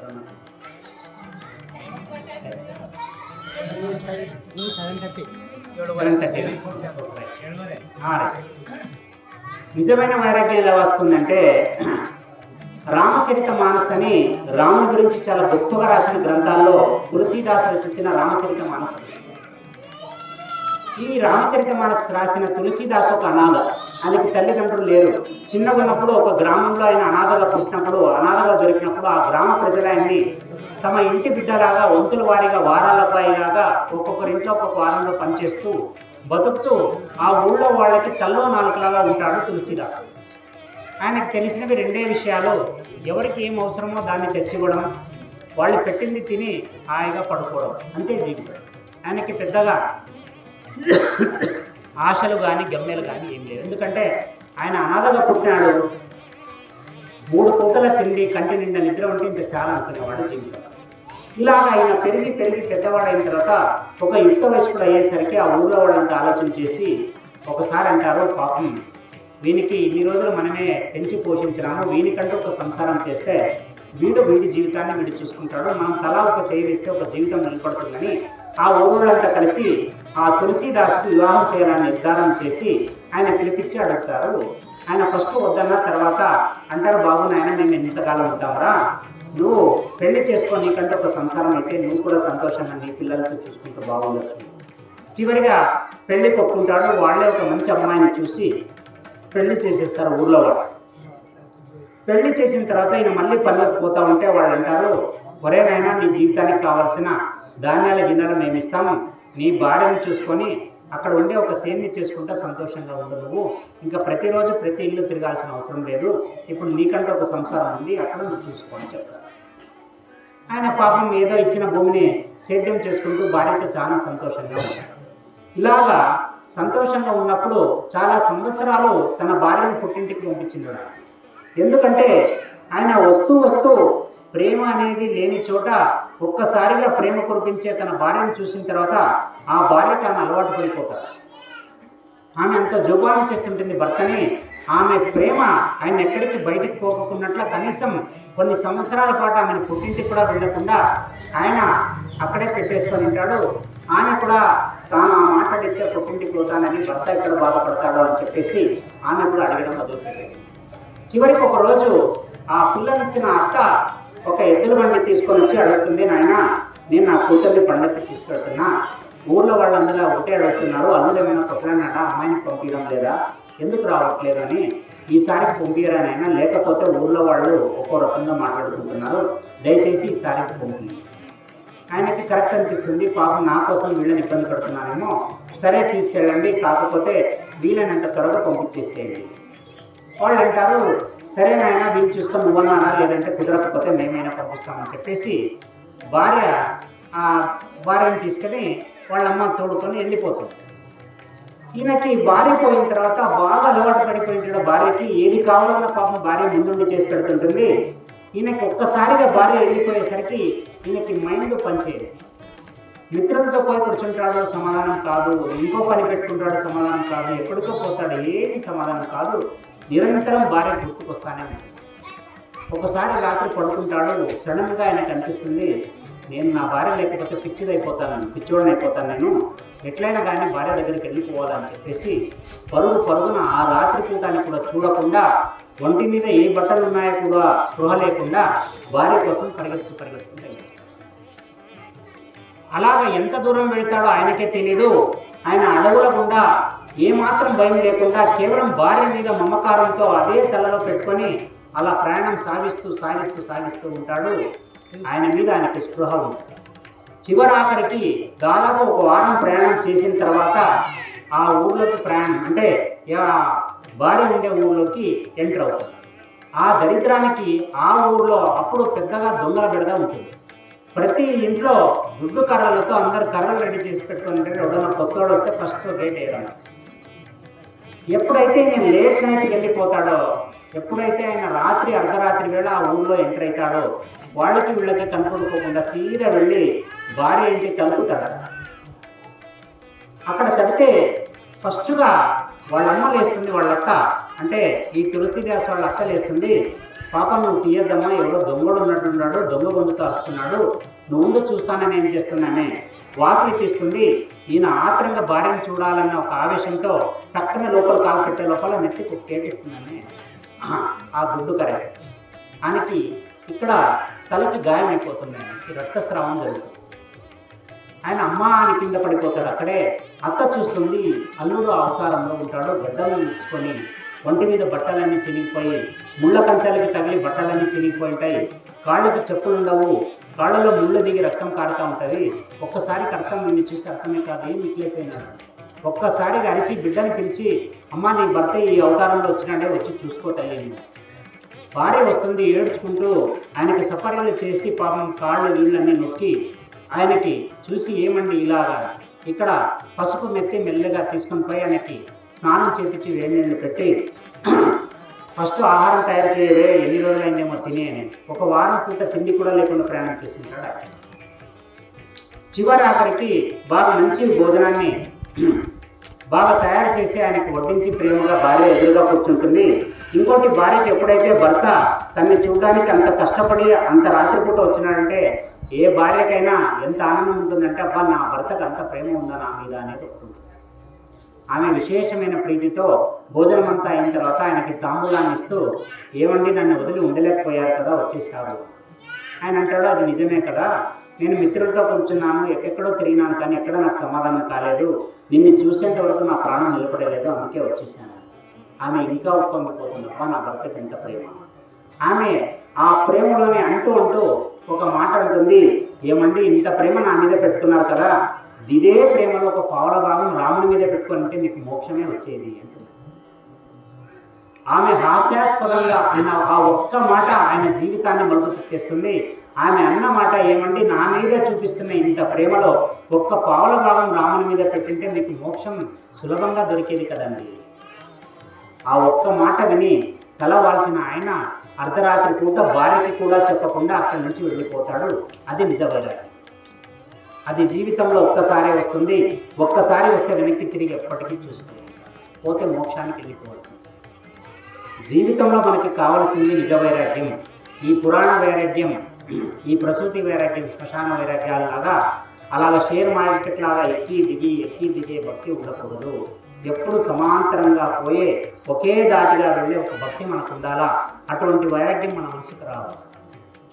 మరి ఏం స్వామి వైరాగ్యం అంటారో, ఏం బతకూడదా? మనము బతకూడదని ఏ శాస్త్రం చెప్పలేదు, అవసరానికి తగ్గట్టు బతకాలని చెప్తుంది. నీ భీష్ముడు చెప్పిన ఒక హితవాక్కు ఏమి అంటే సేవింగ్స్ ఎలా చేయాలనేది చాలా మందికి ఒక డౌట్, ఎంత చేయాలనేది ఒక డౌట్. సేవింగ్స్ లేకపోతే బతకలేదు. ఒకవేళ ఎక్కువ సేవింగ్స్ చేసినా కూడా కష్టం. అందుకే భీష్ముడు ఒక మాట ఎలా చెప్తాడంటే, ఒక బ్రహ్మచారికి 3 నెలలకు అయ్యేంత సేవింగ్స్ ఉండాలి. సేవింగ్స్ అంటే పొదుపు, అది ధాన్యం రూపంలో కావచ్చు, ధన రూపంలో కావచ్చు, ఏదే కానీ ఎటువంటి విపత్కర పరిస్థితులు వచ్చినా ఒక 3 నెలలు వాడు సముదాయించుకునేలాగా ఒక బ్రహ్మచారి పెట్టుకోవాలి, ధనం కానీ ధాన్యం కానీ. అదే ఒక గృహస్థుడైతే ఎటువంటి పరిస్థితులు వచ్చినా కూడా ఒక 3 సంవత్సరాల పాటు తాను తన సంసారాన్ని నెగ్గుకు రావాల్సిన ధనధాన్యాలు వాడు పెట్టుకోవాలి. ఇవి 2 దాటిన తర్వాత వచ్చే ప్రతి రూపాయి నీకు కీడు చేసేదే, మేలు చేసేదైతే కాదు. నా కెపాసిటీ 1 లక్ష ఒక సంవత్సరానికంటే 3 సంవత్సరాలకు అయ్యే 3 లక్షలు మాత్రమే నా దగ్గర ఉండాలా. 3 లక్షల పైన వచ్చే ప్రతి రూపాయి నాకు ఇంకో రకంగా కీడు చేస్తుందని అప్పట్లో భీష్ముడే చెప్పేశాడు. ఇప్పుడు మనలో ఏం చేస్తున్నారు, కొన్ని వేల కోట్లు తీసుకుంటారు, వేల కోట్లు తీసుకుపోతున్నారు. వాళ్ళ ఆశ ఆ స్థాయికి వెళ్ళిపోయింది. ఆశకి హద్దులు లేకుండా అయిపోయింది. ఆశకి జ్ఞానం లేకుండా అయిపోయింది. ఎప్పుడైతే వైరాగ్యంలో వెళ్తావో నీలో ఒక జ్ఞానం వస్తుంది. ఆ జ్ఞానం నీకు సంస్కారం నేర్పుతుంది. నీకు ఎంత కావాలో అంతే పెట్టుకుంటావో, అంతకంటే ఎక్కువైనది ఇంకొకరికి దానం చేసేస్తుంది. ఒకసారి కర్ణుడు స్నానానికి కూర్చున్నప్పుడు శ్రీకృష్ణుడు వస్తాడు. కర్ణుడు అంటేనే మనకి దానకర్ణుడు అనే పేరు. ఆయన దగ్గర ఒక మంచి గిన్నె ఉంటుంది. దాంట్లో పిండి కలుపుకొని వంటికి రాసుకోవడానికి పెట్టుకున్న ఒక పిండి మిశ్రమం దాంట్లో ఉంటుంది. అది వజ్రాలతో పొదగబడి ఉంటుంది. కర్ణునితో మాట్లాడడానికి కృష్ణుడు ఒక అర్జెంటు పని మీదకి వస్తాడు. వచ్చిన తర్వాత ఆయన పనిచేసేవాడు అంటాడు, అయ్యా కూర్చోండి, ఆయన స్నానంలో ఉన్నాడు. ఆయన అంటాడు, నేను చాలా అర్జెంటుగా పోయేది ఉంది, స్నానం అయినా పర్లేదు, నేను అక్కడే మాట్లాడతాను, ఒక మాట చెప్పిరా. అక్కడికి పోయి ఆయన సేవకుడు అంటాడు, అయ్యా చాలా అర్జెంట్ అంటే ఒక నిమిషం మీతో మాట్లాడాను. పర్వాలేదు, అట్లయితే నేనైతే ఇప్పుడు ఈ తొట్టెలే కూర్చున్నాను, లేలేను, ఒక ఆసనాన్ని నా తల దగ్గర వేయి, ఆయన వచ్చి ఇక్కడ కూర్చుంటాడు, నేను మాట్లాడతాను. సరే, నేను ఒక ఆసనాన్ని తెచ్చి కర్ణుడి వైపు ఇక్కడ తల వైపు కూర్చునేలాగా చూస్తాను. కాళ్ళ దగ్గర పెడితే అంత పెద్ద మనిషికి బాగుంటుందని చెప్పేసి కర్ణుడు తన తల దగ్గర ఆసనాన్ని ఎక్కించి ఇప్పుడు రమ్మని చెప్పు. ఒక పరదా ఉంటుంది, దాన్ని దాటుకొని శ్రీకృష్ణుడు లోపలికి వస్తాడు. లోపలికి వచ్చిన తర్వాత చూస్తే కర్ణుడు స్నానం చేస్తూ ఉంటాడు. కృష్ణుడి కళ్ళు ఆ గిన్నె మీద పోతుంది. అప్పుడు కర్ణ, ఎక్కడ సంపాదించావయ్యా, గిన్నె అంత బాగా ఉంది, ఎన్ని రక్తాలు పొదగబడినాయి కదా దాంట్లో అంటే ఆయన అంటాడు, మీకు తెలియందా, మీరు చూడందా ఇంత అంటాడు. లేదయ్యా, ఏమైనా చాలా బాగుంది ఆ గిన్నె, దాన్ని చూస్తుంటే ముచ్చటేస్తుంది నాకు అంటాడు. నీకు అభ్యంతరం లేకపోతే ఆ గిన్నెని నాకు ఇస్తావా అని కృష్ణుడు అడుగుతాడు. కర్ణుడు ఏం చేస్తాడంటే అందులో ఉండే పిండిని ఆ నీటి తొట్టిలో కలిపేసి ఆ గిన్నెని అట్లా ఎడం చేత ఇచ్చేస్తాడు కృష్ణుడు. కృష్ణుడు అంటాడు, నువ్వు సంస్కారాన్ని మర్చిపోతున్నావు కన్నా, నేను 3 భువనాల్ని పాలించే వాడిని త్రివిక్రముని, నువ్వు నాకు ఎడం చేత్తో దానం చేస్తున్నావు.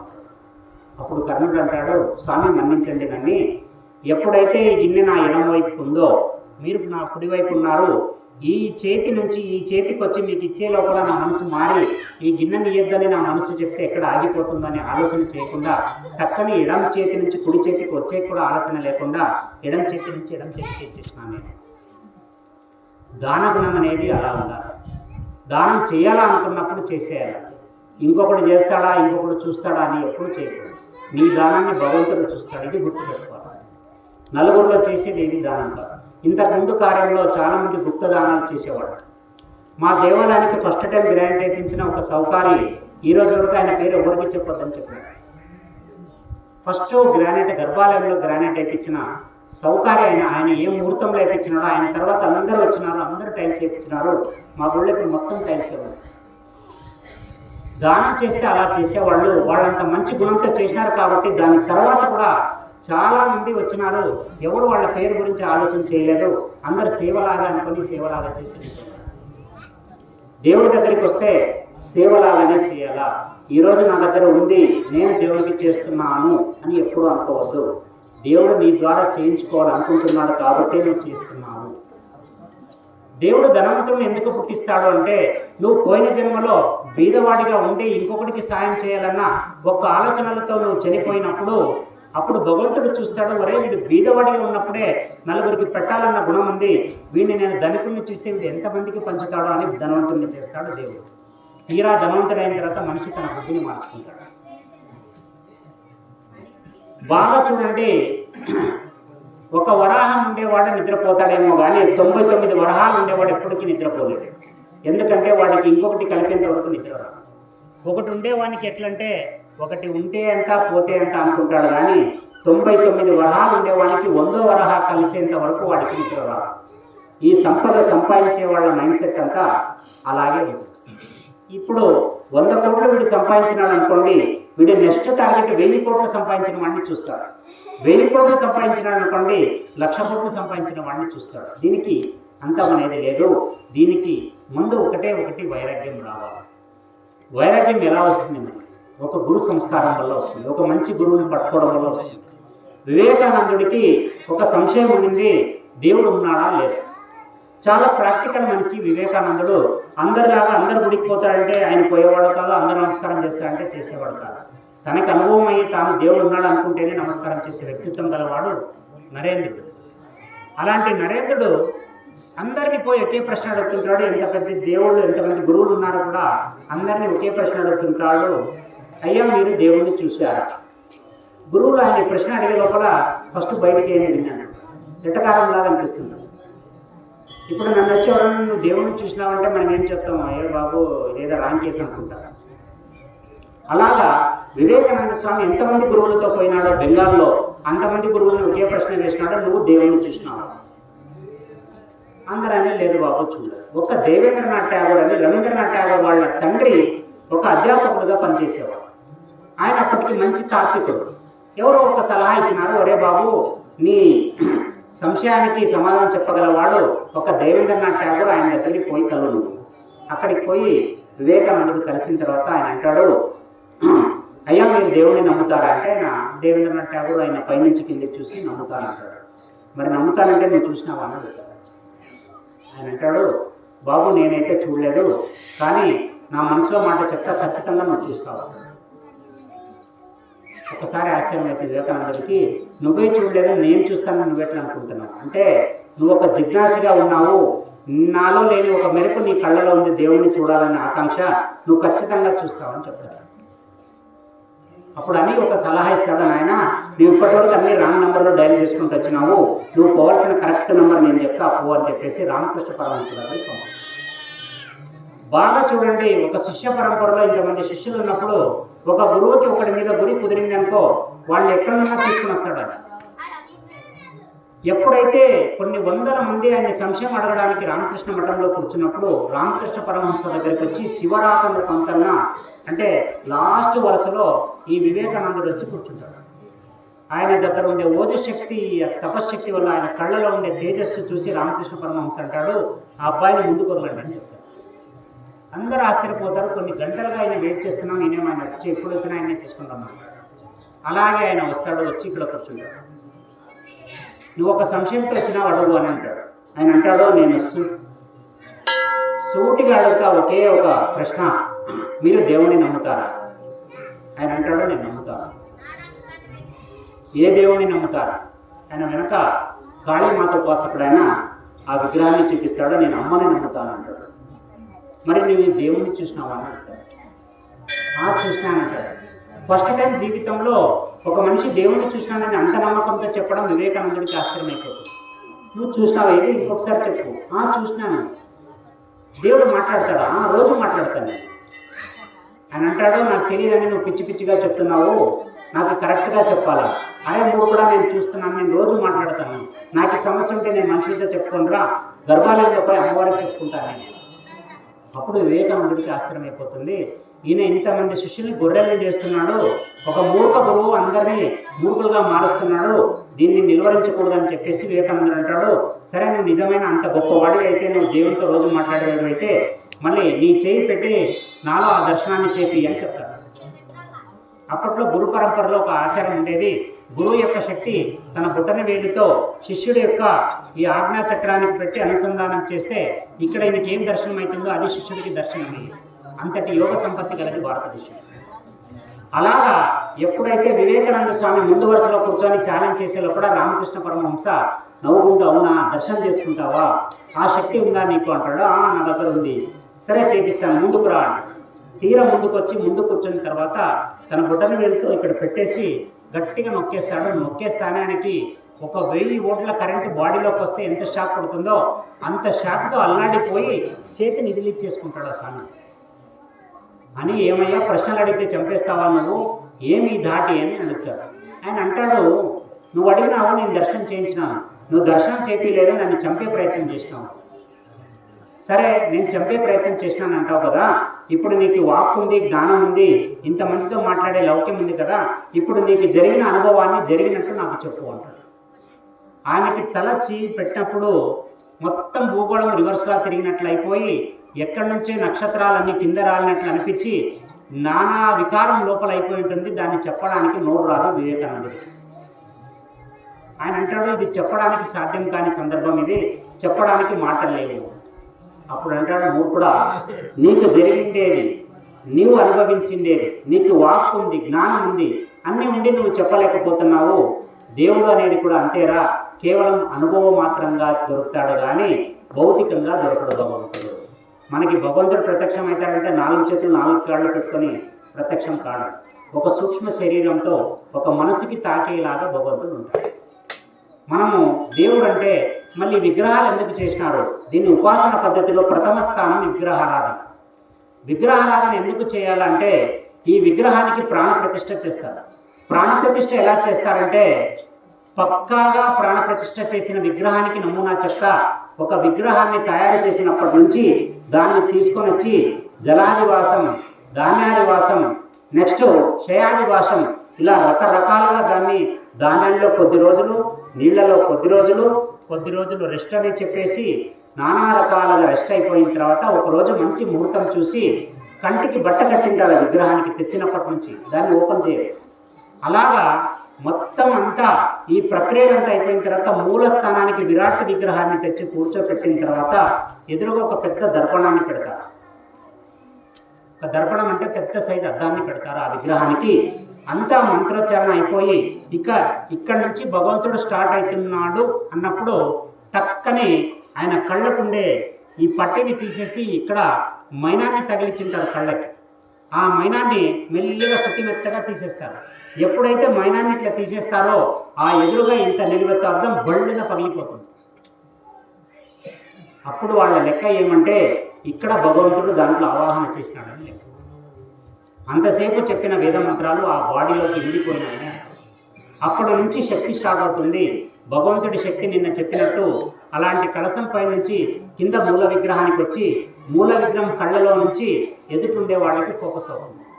ఎందుకు గుళ్ళోకి వస్తే మనిషి ఒక చాలా చల్లని ప్రదేశంలో వచ్చినాక ఫీల్ అవుతాడు. టెన్షన్లు ఏమన్నా ఉంటే కూడా మనోళ్ళు గంట కూడా కొడతారు చాలామంది. మనకి అమ్మవారి సినిమాలో కష్టం వచ్చినప్పుడు సౌందర్య ఆలోపడి కొడుతుంటారు గంట కొట్టేదానికి ఒక పద్ధతి ఉంది. దాన్ని కేవలం 3 సార్లు కొట్టాలా. ఒకసారి కొట్టినప్పుడు కొట్టి కొద్దిసేపు ఆగాల. దాని వైబ్రేషన్స్ దాంట్లో 5 మెటల్స్ కలిసి ఉంటాయి. దాంట్లో 5 ఖనిజాలు కలిసి ఉంటాయి. ఒక్కొక్క దానికి ఒక్కొక్క పౌనపుణ్యం, ఇంగ్లీష్లో ఫ్రీక్వెన్సీ అంటారు. 5 ఫ్రీక్వెన్సీలు కలిసేలాగా గంటని తయారు చేసి పంచలోహాలతో తయారు చేసి పెట్టింటారు. ఒక్కసారి నువ్వు గంట కొట్టిన తర్వాత దీనిలోని వైబ్రేషన్స్ ఒక్కసారి బొమ్మని రింగ్ అయ్యి మళ్ళీ వచ్చి మళ్ళీ ఒక దారికి నిలబడిపోతాయి.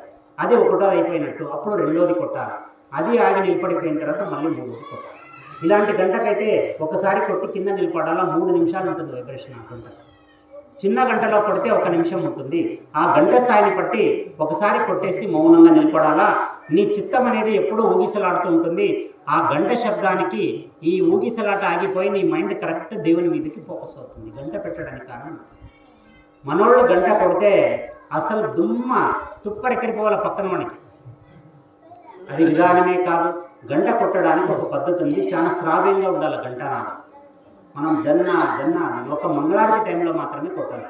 ఎట్లన్నా కొట్టచ్చు. ఇలాగా ఆచారంలోనే సైన్స్ ఉంది, సైన్స్లోనే ఆచారం ఉంది. ఇప్పుడు మనం మంత్రాలు చెప్తున్నాం. మనత్రాయితే ఇది మంత్ర. ఈ మంత్రం అనేది నేను చెప్తాను. మహామృత్యుంజయ మంత్రం ఉంది. మహామృత్యుంజయ మంత్రం అందరూ అనుకునేది ఏమంటే చాలామంది మృత్యు వచ్చినప్పుడు ఆ మంత్రం చెప్తే మృత్యు తొలగిపోతుంది. అసలు సిసల అర్థం ఏం తెలుసా? మహామృత్యుంజయ మంత్రానికి నాకు మరణాన్ని ఇయ్యని కోరేది మహామృత్యుంజయ మంత్రం. ఈ మరణాన్ని ఎలా ఇయ్యాలని అడిగేది మహామృత్యుంజయ మంత్రం. మరణాన్ని ఎలా చేయాలి? ఒక దోసకాయ, మీరు పల్లెటూరులో కాబట్టి సేద్యం చేస్తూ ఉంటారు. మీకు సోద్యలో ఒక దోసకాయ తీగ వేసినారనుకోండి, దానికి దోసకాయ అయ్యి దోస పండులాగా మారిపోతుంది. దోస పండు అయిపోయిన తర్వాత ఆ దోస పండు తన తొడిమెలో నుంచి తానుగా ఊడి కింద పడిపోతుంది. అలాగా తానుగా ఊడి కింద పడిపోయినప్పుడు దాని నుంచి ఎలాంటి జిగురు లాంటి రసము రాదు, ఏమీ రాదు. ఎండిపోయి ఉంటుంది ఆ తీగ. అది పెరిగినా కూడా ఇక్కడ రసం ఉండదు, పడిన దాంట్లో కూడా ఆ తొడిమెకి ఏ రసము ఉండదు. మరణం ఈ మహామృత్యుంజయ మంత్రం ఏం చెప్తుందంటే త్ర్యంబకం యజామహే సుగంధిం పుష్టివర్ధనం ఉర్వారుకం బంధన మృత్యోర్ముక్షి మామృత. నాకు మరణం అంటూ ఇస్తే భగవంతుడా, నువ్వు ఆ ఏదైతే దోస పండు తన తీగ నుంచి ఊడి ఎంత సునాయాసంగా కింద పడిపోతుందో అలాగే ఈ దేహాన్ని కిందికి పారేసేనైనా దీనికి ఎటువంటి కష్టాలు ఇవ్వద్దు. 40 సంవత్సరాలు దాటిన వాళ్ళు గుడికి పోతే అడగాల్సిన మొట్టమొదటి కోరిక ఏం తెలుసా? నా కొడుక్కి సీటు కావాలా, నా కూతురికి మంచి మొగుడు రావాలా, ఇవన్నీ అడగకూడదు. భగవంతుడు ఆల్రెడీ డిసైడ్ చేసేసినాడు నీ లైఫ్లో ఏం చేయాలి, నువ్వు చెప్పాల్సిన పని. దేవుడి దగ్గర చిట్టాల పరంపర ఎప్పుడు పెట్టకూడదు. దేవుడిని ఒక్కటే కోరుకోవాలా, తండ్రి నీ దృష్టి నా మీద ఉంది అంతే. నువ్వు ఏం చేస్తే బెస్ట్ అది నువ్వు చేస్తావు. ఒక తండ్రికి ఒక బిడ్డ చెప్తాడా నువ్వు నన్ను ఇలా చూసుకొని? చెప్పే అనుభవం లేదు, జ్ఞానం లేదు, అర్హత అంతకన్నా లేదు. యాజ్ ఇట్ ఈస్ దేవుని దగ్గరికి పోతే నాకు ఈ చెక్కి, ఆ బ్యాలెన్స్, ఇది తండ్రి నీ దృష్టి నా మీద పెట్టు, నేనున్నాను, నేను నమ్ముకొని ఉన్నాను, నువ్వేం చేసినా శిరోధారాన్ని, నువ్వేది చేసినా గొప్పది.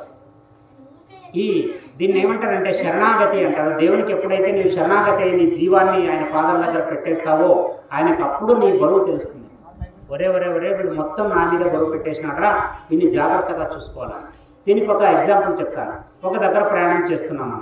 ప్రయాణం చేసేటప్పుడు ఒక బస్ స్టాండ్ దగ్గర నిలబడినాం. చాలామంది వ్యక్తులు ఉన్నారు. వ్యక్తులు ఉన్నప్పుడు ఏమైంది, ఒక ఆయన బ్రీఫ్ కేస్ తెచ్చి ఒక దగ్గర పెట్టేసి, సార్ కొంచెం బ్రీఫ్ కేస్ చూస్తూ ఉండండి, నేను కొంచెం టాయిలెట్కి పోయిస్తాను అంటాడు. మనం ఏం చేస్తాము, ఎవరైనా తోటి ప్రయాణికుడే, రేపు నాకైనా ఇబ్బంది రావచ్చు, సరే సార్ నేను చూస్తుంటాను, మీకు పోయినండి అంటాడు. అక్కడ సూట్ కేసు నీది కాదు, ఆ వ్యక్తి నీకు తెలిసిన వాడు కాదు, అప్పటికప్పుడు పరిచయం అయినాడు, నిన్ను ఒక ఫేవర్ కోరినాడు, నువ్వు చేస్తామన్నావు, బాగుంది. వాడు టాయిలెట్కి వెళ్ళిపోయినాడు. ఇక్కడ దొంగ వచ్చి సూట్ కేసు ఎత్తుకొని పోతున్నాడు. ఇప్పుడు నువ్వేం చేస్తావు? ఖచ్చితంగా అన్నట్టు పరిగెత్తాను. ఎందుకంటే అక్కడ వాడు నీకి అప్పచెప్పిపోయినాడు కాబట్టి, బాధ్యతని నువ్వు తీసుకుంటున్నావు కాబట్టి, నీ లగేజ్ ఇంకొకరికి చెప్పేసి నువ్వు దానంటే పరిగెత్తాను. ఈ చిన్న లాజిక్కే దేవుని దగ్గర అప్లై చేయాలి. ఇదే లాజిక్కి అక్కడ కూడా పనిచేస్తుంది. ఎలాగంటే దేవుని దగ్గరికి పోయినప్పుడు నాకు ఇది ఇవన్నీ చెప్పొద్దు. దేవుడు సర్వాంతర్గా, ఆయనకి అన్నీ తెలుసు. ఆయన నువ్వు కొత్తగా చెప్పాల్సిన విషయం ఏమీ మిగలలేదు. నువ్వు కోరాల్సింది ఏంటంటే, తండ్రి నీ చూపు నా వైపు ఉండాలి అంతే. ఇదొక్కటి కోరు, ఇది కోరితే అన్నీ నీ దగ్గరే ఉన్నాయి. మనం 40 ఏళ్ళు దాటిన వాళ్ళు కోరాల్సిన మాట ఏమంటే, ఫస్ట్ మరణం గురించి అడగాల. అనాయాసైన మరణం అంటే ఏ బాధ లేకుండా మరణం రావాలి. నెక్స్ట్ వినా దైన్యైన జీవనం. వినా దైన్యైన అంటే ఒకడు ఎవడన్నా చూసి రేపు బాగుండలేదు, ఏమి పరిస్థితి ఇట్లయిపోయింది కదా అని ఇంకొకడు నీ గురించి అనుకోకూడదు. అటువంటి పరిస్థితి నాకు తేవద్దు భగవంతుడా అని కోరాలి. ఎందుకంటే ఇంకొకటి జాలి నాకు చూపించేలాగా నన్ను పెట్టదు, అంటే నా బతుకంత దుర్భరం చేయదు. ఇక దేహాంతే తవ సాన్నిధ్యం అంటే నా దేహం పడిపోతుంది అన్నప్పుడు, తండ్రి నా యొక్క తల, నా యొక్క మస్తిష్కం, నా యొక్క మనసు, నా మనస్సాక్షి అంతా నీ పాదాల వైపు ఉండేలాగా చూడు తండ్రి అనేది కోరుకోవాల్సిన మన మొదటి కోరిక. ఎప్పుడైతే నీ భక్తిలో తీక్షణత ఇవన్నీ ఉన్నాయంటే ఖచ్చితంగా దేవుడు నిన్ను పట్టుకుంటాడు. మనం ఏం చేస్తున్నామంటే, మనం దేవుడికి సిన్సియర్గా మొక్కట్లేదు, కానీ రిజల్ట్ ఖచ్చితంగా అడుగుతున్నాం. నువ్వు చేయడట్లేదు, ఆయన మాత్రం ఖచ్చితంగా చేయాలని అనుకుంటున్నావు. ఇది ఎలా సాధ్యమవుతుంది?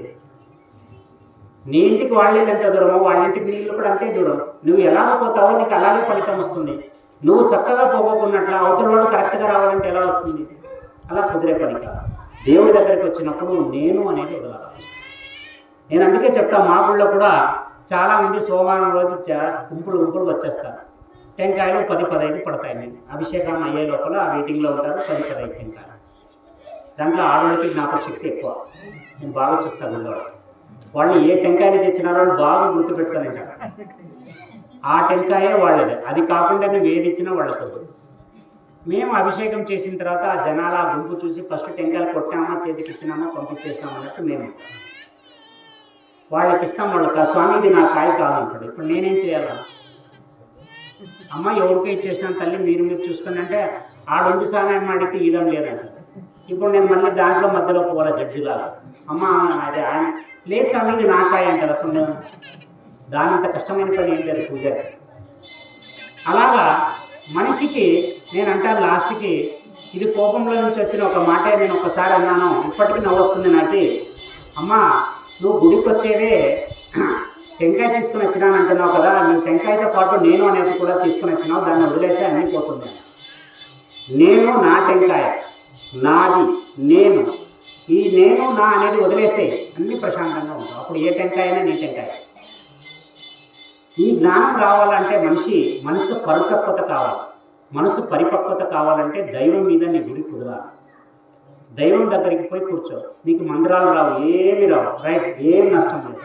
అంత మంత్రాలు చదివే వాళ్ళే మోక్షం పొందలేదు. భక్త కన్నప్పకి ఎద చీల్చితే అక్షరం ముక్కలేదు, అలాంటి వాడు మోక్షాన్ని పొందినాడు. ఎలా పొందినాడు మోక్షం? కేవలం భక్తి వల్ల పొందినాడు.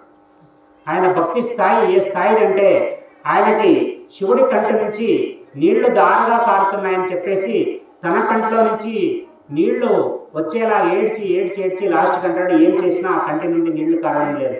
అనుకుంటాడు, స్వామి నువ్వు కంటిలో నుంచి నీళ్లు కారుతున్నాయంటే ఎంత బాధ అవుతుందేమో కదా, సరే నా ఈ కంటిని పెరికి నీకు ఇచ్చేస్తానని చెప్పేసి తన కంటిని తీసి ఆ నీళ్లు కారే కంటి స్థానంలో పెట్టేస్తాడు. ఆగిపోతాయి నేను. అప్పుడు సంతోషపడిపోతాడు. ఈయనకి కన్నం పడి రక్తం నుంచి దారాలు ఈ కంట్లో నుంచి రక్తం కారేది ఆయన మర్చిపోతాడు. అక్కడ కన్నీళ్ళు ఆగిపోయిందని ఆయన చాలా సంతోషంగా చూస్తాడు. అమ్మ ఇప్పుడు నా స్వామి చాలా ఆనందం ఉన్నాడు, ఇప్పుడు కంటి బాధ లేదు కదా స్వామి అంటాడు. శివుడు మాయావి. ఎప్పుడే కానీ ఒక భక్తుడిని పరిపక్వతగా ప్రపంచానికి చూపాలనుకున్నప్పుడు భగవంతుడు ఒక పరీక్ష పెడతాడు. ఆ పరీక్షలో కనుక వాడు నెగ్గినాడంటే వాడు పురాణంగా మారిపోతాడు. అంటే వాడి స్థాయి ఇంకెప్పటికీ మర్చిపోదు. అలాంటి స్థాయి వచ్చేస్తుంది. అలాంటి స్థాయి భక్త కన్నప్ప జీవితంలో జరిగిన సంఘటన. ఒక కంటిని పెట్టేసి అక్కడ చూస్తే నీళ్లు దారగా ఆగే నీళ్ళు ఆగిపోతాయి, కన్ను బాగుంటుంది. ఈయన రక్తాన్ని కూడా మర్చిపోయి సంతోషపడిపోతాడు. అయ్యయ్య నా స్వామికి బాగుంది ఇప్పుడు కన్ను. కొద్దిసేపటికి రెండో కంటి నుంచి నెత్తరు కావడం మొదలవుతుంది. ఆయన అంటాడు, ఇదేమయ్యా ఇది, ఒక కన్ను పోయింది, ఒక కన్నులో బాధ తగ్గిపోతుందని నా కన్ను తీసి పెట్టినా మళ్ళీ ఇంకో కంట్లో నీళ్ళకే ఇంత బాధ ఏంటే, నీకు రక్తానికి ఇంకెంత బాధ అయిందో స్వామి, ఒక పని చేస్తాను, ఈ కంటిని కూడా తీసేస్తాను, నువ్వు బాగుందంత చాలా అనుకుంది. అది మూఢభక్తి. ఒక ఇంగ్లీష్ కవి అన్నట్లు గాడ్ నీడ్స్ బ్లైండ్ బిలీఫ్. దేవుడికి తర్కంతో పని లేదు. దేవుడికి లెక్కాచారం చేసేవానికి దేవుడు ఎప్పుడు దొరకడు. ఉన్నాడని గుడ్డిగా పోయేవానికి దేవుడు దొరుకుతాడు. దాన్ని ఒక ఇంగ్లీష్ వాడు గాడ్ నీడ్స్ బ్లైండ్ బిలీఫ్.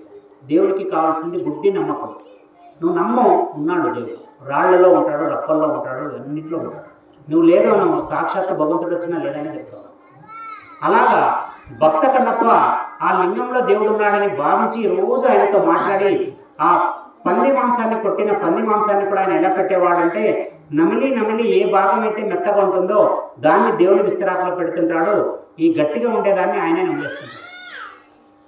మరి ఆయనకి ఎన్ని పాపాలు రావాలా, ఎన్ని కోట్ల పాపాలు, ఎన్ని జన్మలు ఎత్తాలి ఆయన మనిషి. అలాంటి వాడు ఎప్పుడైతే దేవుని బాధ తన బాధగా స్వీకరిస్తాడో అంటే ఆయన మనసు అంత స్వచ్ఛంగా ఉంటుంది. ఒక కన్ను తీస్తేనే నీళ్ళు ఆగిపోతుంది, ఇంకో కంటి నుంచి నెత్తరు కావడం మొదలవుతుంది. ఈ నెత్తరు కావడంతో ఈయనకి ఇంకా బాధ అయిపోతుంది. అయ్యా స్వామి ఇంకా నువ్వు బాధపడుతున్నావు, ఇప్పుడుండే ఇంకొక దారి, నాకు ఇంకొక కన్ను ఉంది, అది కూడా నీకు ఇచ్చేస్తాను, నువ్వు బాగుండు, నా కళ్ళు లేకపోయినా పర్వాలేదు. కన్ను పెక్కడలా అంటే కన్నుని పెకిలించడానికి బాణాన్ని తీసుకుంటాడు. అప్పుడు ఒక సందేహం వస్తుంది. చూడండి, ఆ టైంలో ఆలోచన రావడమే గొప్ప, కన్ను తీసి పెట్టడం. దాంట్లో ఒక సందేహం వస్తుంది. సరే ఇప్పుడు నాకు ఒక కన్ను లేదు, ఈ కన్ను కూడా నేను తీసేస్తే దానికి ఎక్కడ పెట్టాలనేది నాకు ఎట్లా తెలుస్తుంది? కంటి భాగంలోనే పెడతానో, తల దగ్గర పెడతానో, పీఠానికి పెడతానో నాకు తెలియదు. అప్పుడు తన కాళ్ళకి వేసుకున్న చెప్పుల్ని ఆయన గర్భాలయంలో చెప్పులతోనే కూర్చుంటాడు. గర్భాలయంలోనే ఆ చెప్పుల్ని తీసేసి ఆయన ఎక్కడైతే ఆ లింగానికి కన్ను పెట్టాలో ఆ భాగం మీద తన బొటన వేలిని పెట్టి అప్పుడు ఈ కంటిని పెకిలించుకుంటాడు.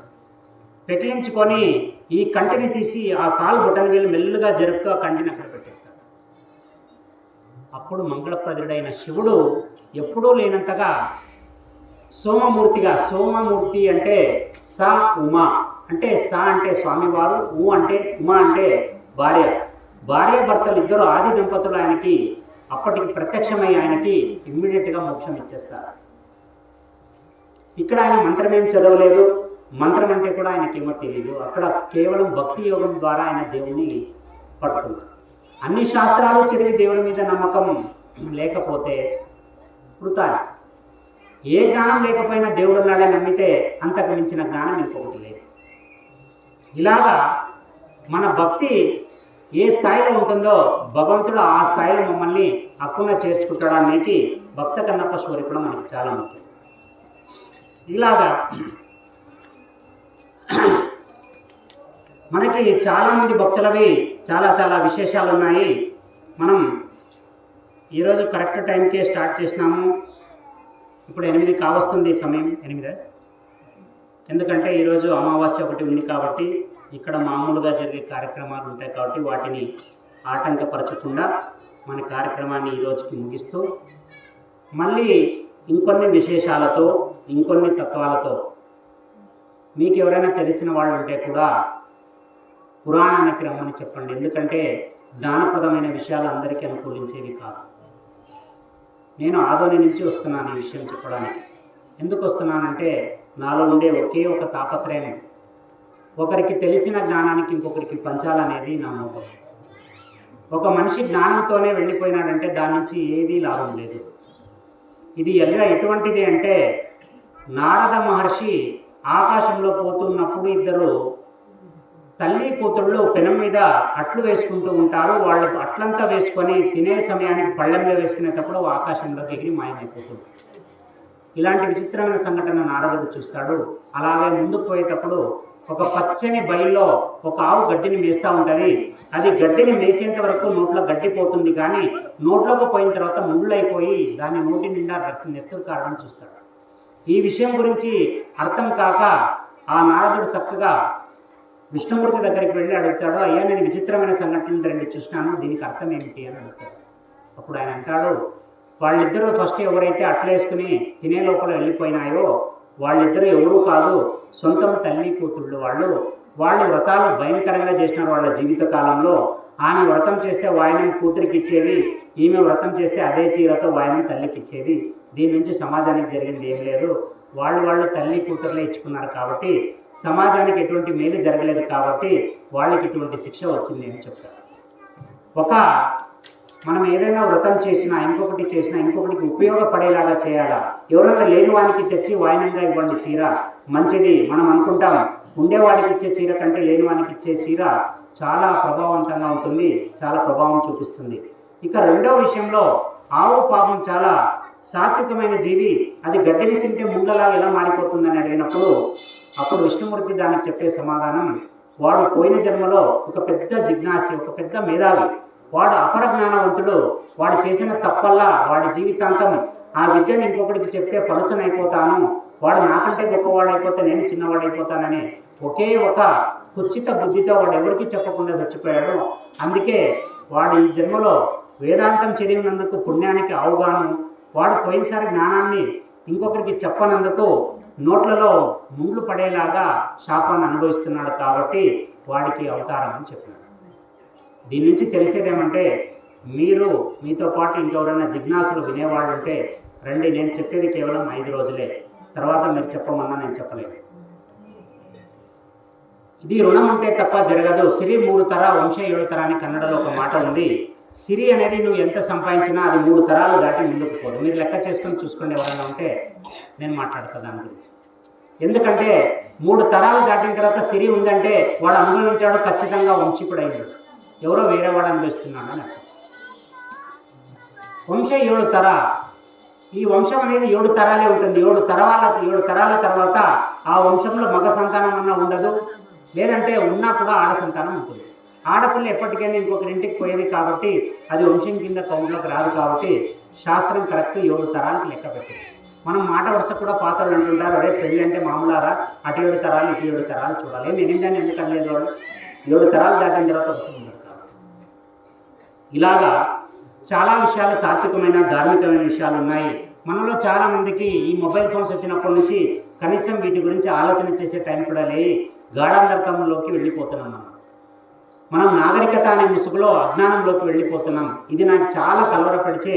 నేను ఫస్ట్ టైం నా ప్రవచనం స్టార్ట్ చేయడానికి కూడా కారణం ఒకటే, నా వయసు పిల్లలు ఎంత తాత్వికంగా కనీసం ఒక్క మాట కూడా తెలియని వాళ్ళు మొబైల్స్ ఫోన్ వ్యవహారంలో పడి మొత్తం జీవితాన్ని నీరు కార్చుకుంటున్నారు. ఇక యువతకైతే గురి లేకుండా అయిపోయింది. మొబైల్ ఫోన్ ఉంటే చాలా సేమ్ జరుగుతున్నది. జ్ఞానం వల్ల, సంస్కారం వల్ల ఏమొస్తుందంటే నువ్వు చేయాల్సిన పని నీకు సమాజాన్ని గుర్తు చేస్తుంది.